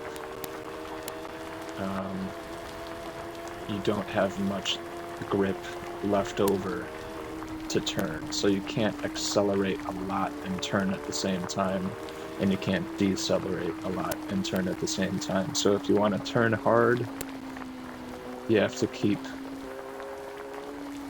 your speed pretty constant.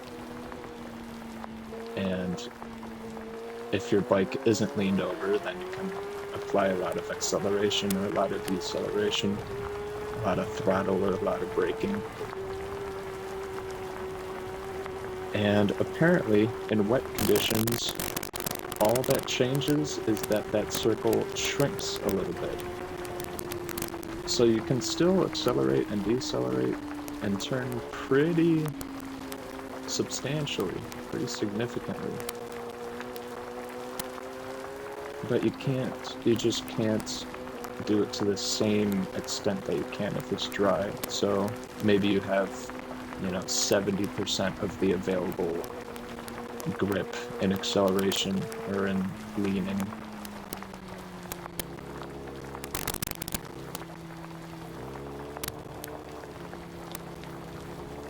And I'm kind of getting that here. I'm definitely not going to be pushing myself to the limit and trying to test out where that is today, at least. Maybe in the future, once I'm a little bit better and have a better idea of that grip circle in the dry, and I'm more comfortable leaned over and things like that.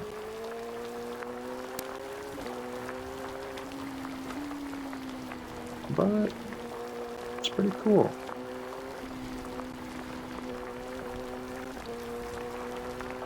It's just fun practice right here.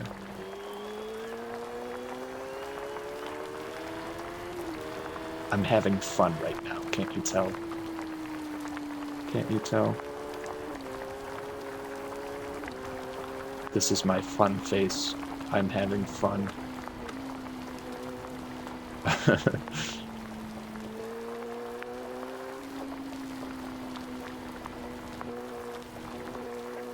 I've got resting, uninterested face.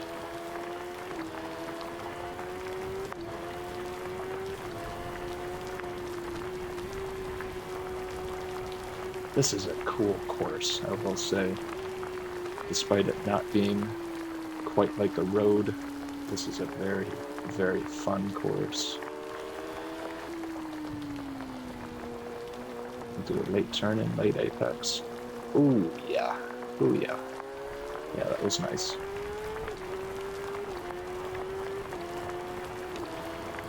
Be careful. Don't get the revs too high. I've got a tickle on my nose. Scratch it.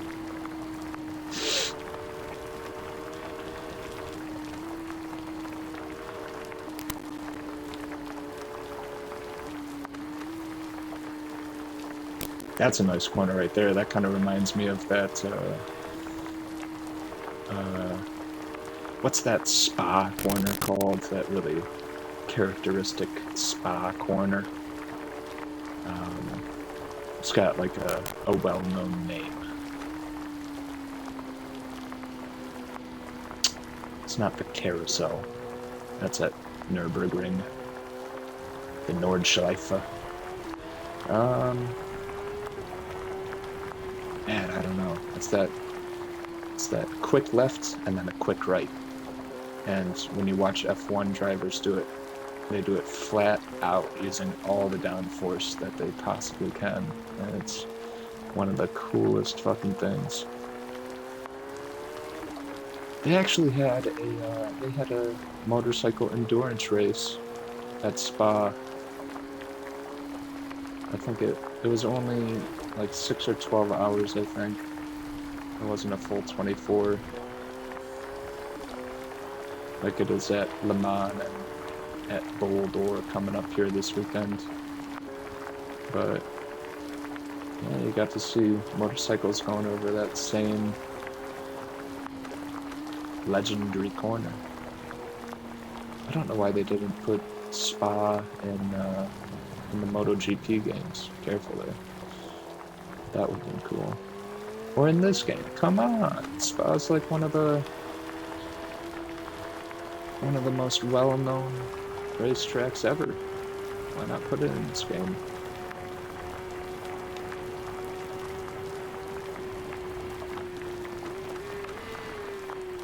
Careful. Careful.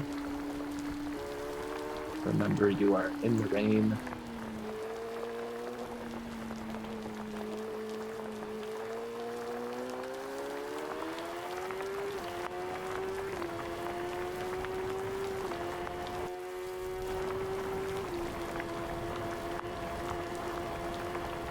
I want to get a good ghost time and then start riding behind my ghost and just sort of practice following him. Practice following another rider.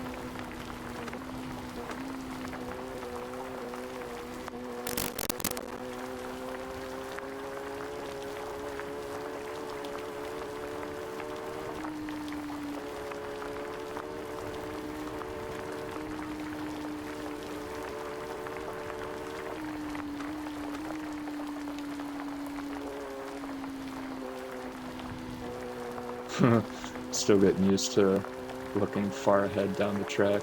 That's what I was doing just there when I was sort of standing the bike up and leaning it back over really quickly like that. Just trying to look far down the track, as far as I can. For the longest freaking time, I did not understand what people meant by looking down the track, because I would have to look like somewhat close to where I was. Otherwise it was just sort of meaningless because I didn't know how to ride the motorcycle, right? And so like, let's say for an example up here, should I look at the apex right now? Or should I be looking like far down the track all the way at that next corner? Should I look at this apex right now, or should I be looking far down, as far as I can? And I think it is as far as you can, but I think there's sort of an intermediary stage where before you really know how to drive the motorcycle automatically, before you have a good understanding of it in your body, I think you have to look closer than motorcycle instructors say. And I mean, I've never taken a motorcycle class, so I'm only going off of YouTube videos and instructionals and stuff like that. So I could be wrong. I don't know what real motorcycle instructors say. But I feel like there's an intermediary stage where you have to look a little closer to the motorcycle than they let on. Wow, that was foolish. See, I was target fixating on the side of the road right there, trying to trying to use that short line of sight as an example. It is that dangerous though, so I could be totally wrong. Please do not listen to any advice that I give. I'm literally just thinking out loud while I do this. Trying to walk through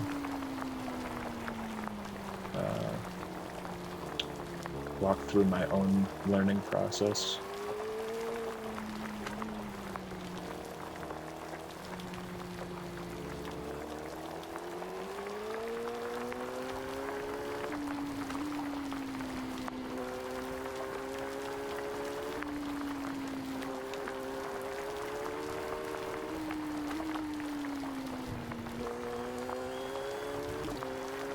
That ghost is pretty good. I think I might try to stick a little closer behind him next lap. Woo.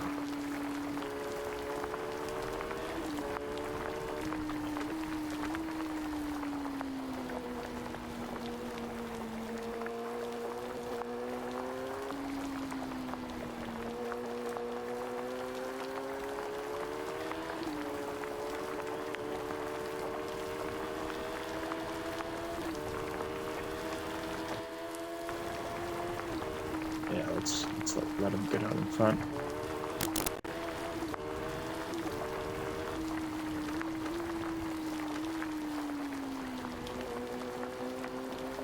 And if I look, that was close. That was too close for comfort.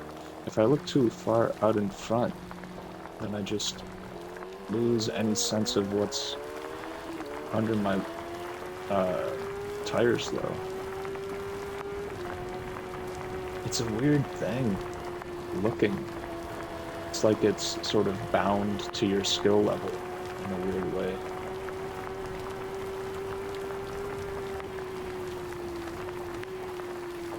And you sort of have to feel that out for yourself. There's no right way to look. There's no single right way to look, I should say. The right way is specific to every person.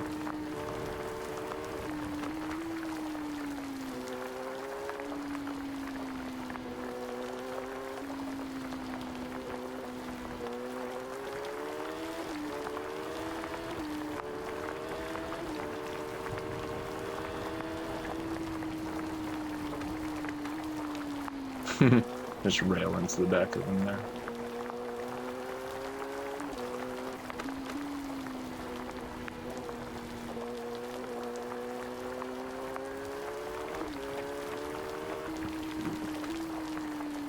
I say before I really start following that ghost, I'm gonna try to get a good smooth lap down,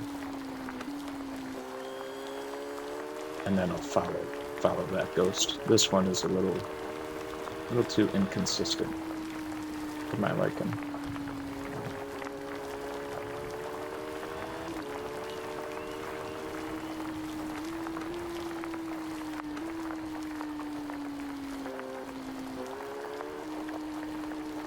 I'm gonna fucking high side myself here if I'm not careful.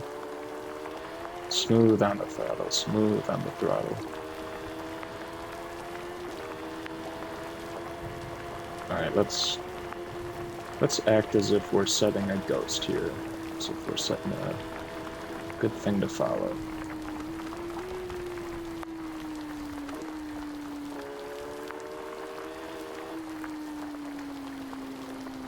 Wide, cut in, late apex.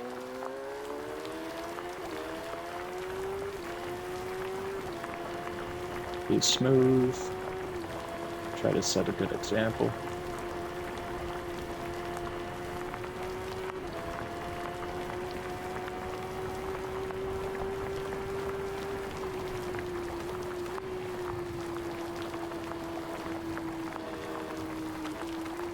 Here's that cool corner.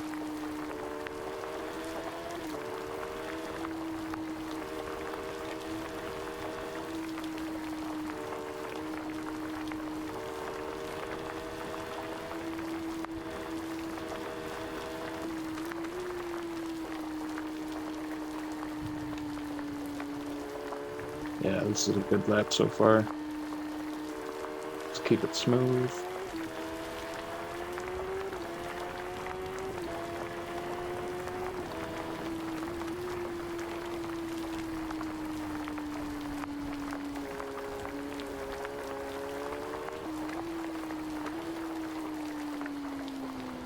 Let's keep it smooth.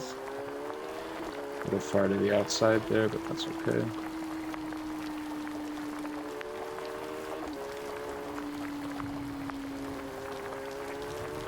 Keep it smooth, keep it steady.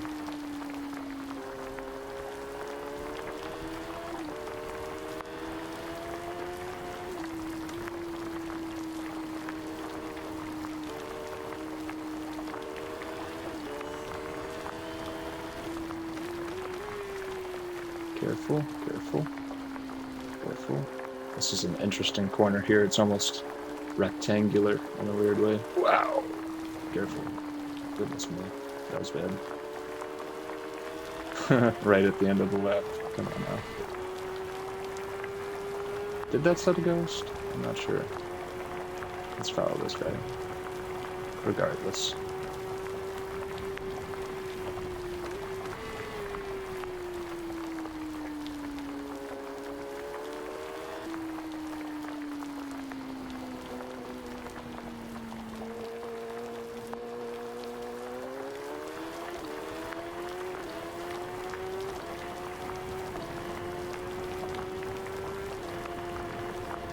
Yeah, I think I did set the ghost that last lap. I'm not sure if it necessarily needs to be a valid lap, maybe? I don't know.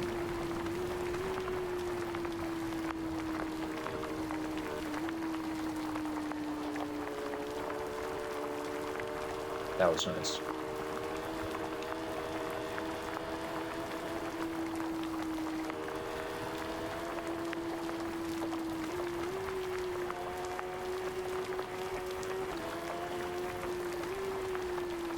I wonder if this is a motorcycle-only track or a track that's designed for motorcycles. It seems a little narrow.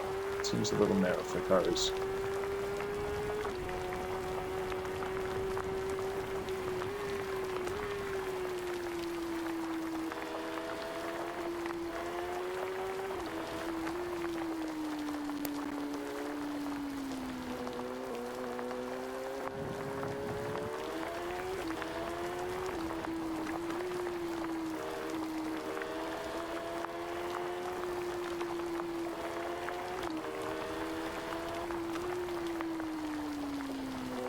Be nice and careful. I don't know how well my tires are holding up at this point. They might be pretty worn.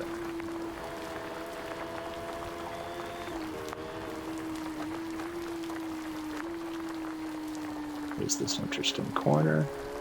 First apex, go wide. For the second apex, cut in. Yeah, so I did set the fastest lap that last one.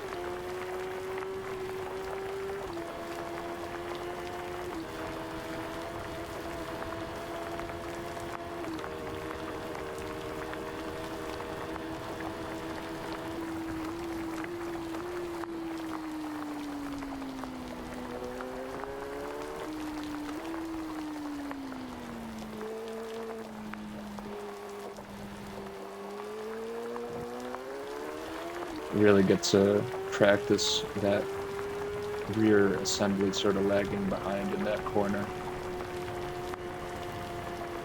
Really need to set up your exit really well.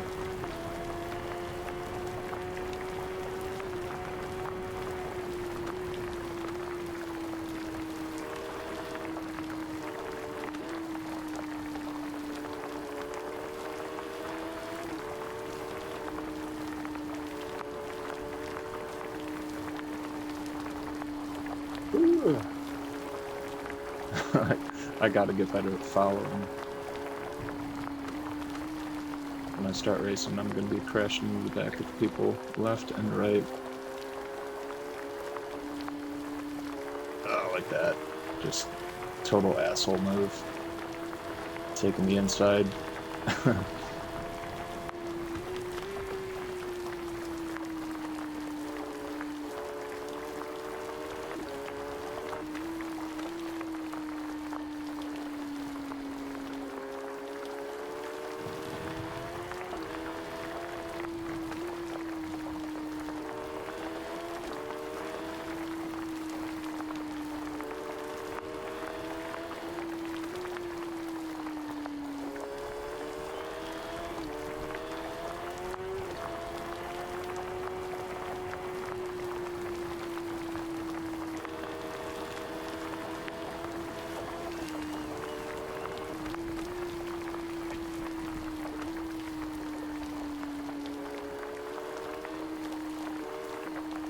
Let's let the ghost this one.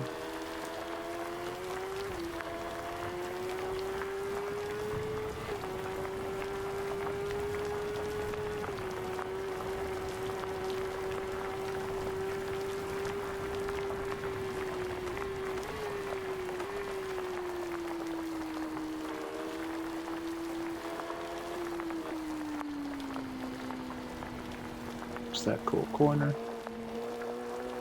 Very cool.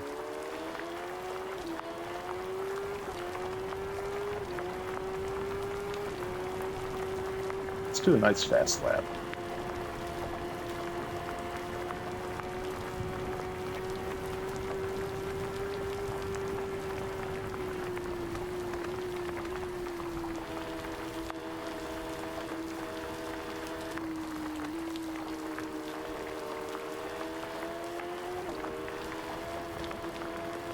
This is an interesting corner here. You have to, it's wider than you expect.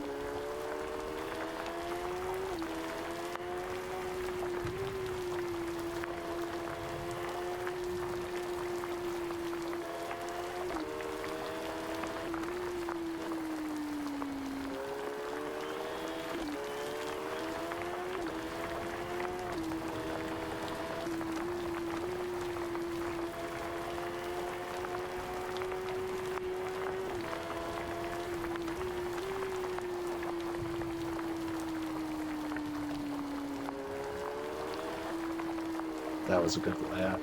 That was a very good lap. Alright, let's follow that ghost.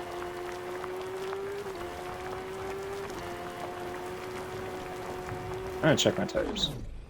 Yes, that front one is almost done. 29. Jeez. Oh man, and my wrist. My wrist is messed up right now. Whew.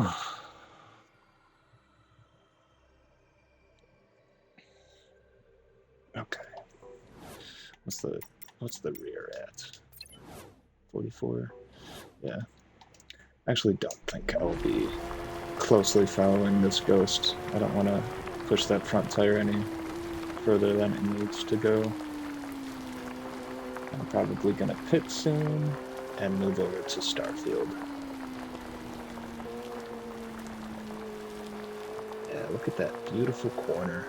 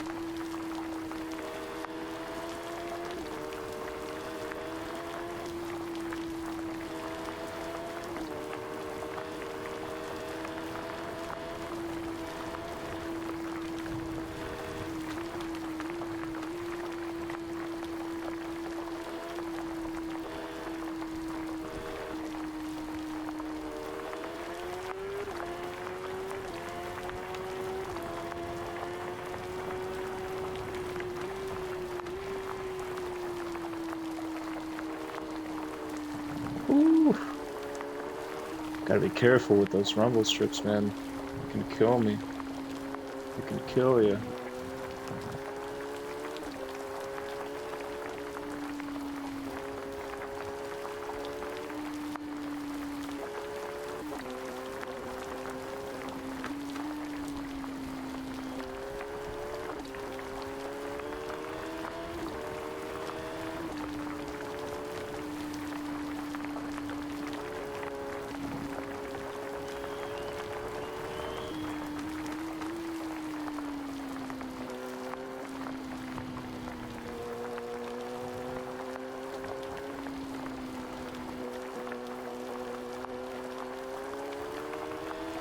Alright, I think I'm about done. I'm just gonna cool down.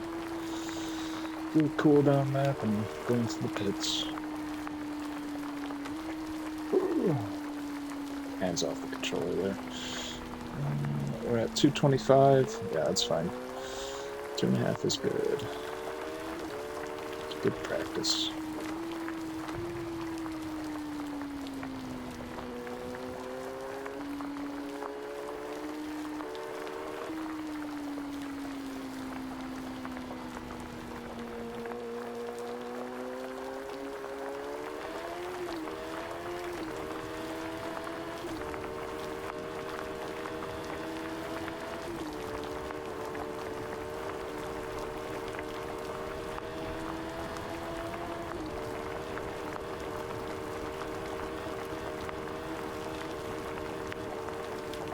This is a very pretty track.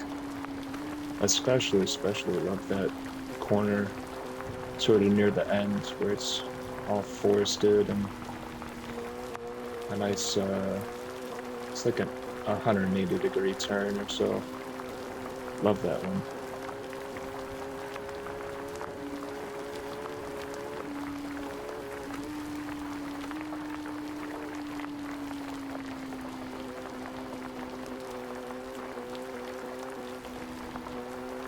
That was good. That was a good way to get around that.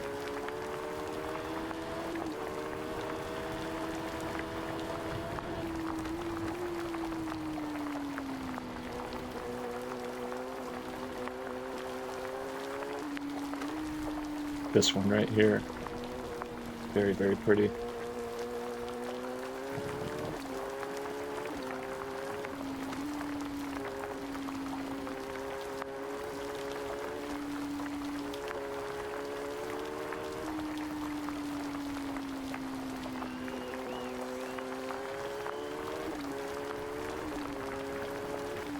Alright, we're going into the pits. We're ending our stream.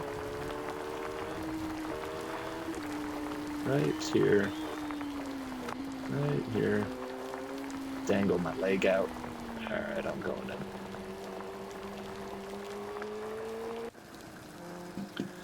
Bada bing, bada boom. Day 61. Checked. Checked and complete. 216. I don't know if that's good. I don't know if that's bad. I don't care.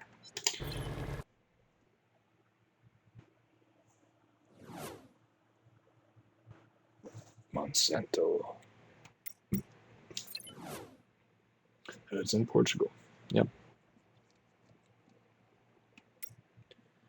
Fuji. I haven't been there yet. Been to Circuit Zolder, been to Paul Ricard, did Canadian Tire for a little bit. I've ridden Nürburgring before, but I don't really remember how it flows, so I don't really know that one well.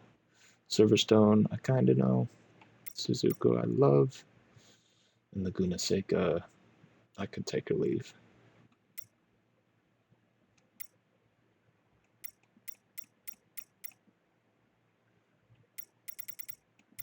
So the only remaining track that I don't really know is Fuji. I might write that sometime in the next couple days. All right, well, thank you everyone who watched. Thank you everyone who listened. I hope the audio didn't clip too badly this time. I'll be working very diligently to uh, remedy that and start streaming directly through my PC. Hopefully tomorrow I'll have that figured out. And I'm about to start streaming in Starfield. Gonna do some reading, do some researching.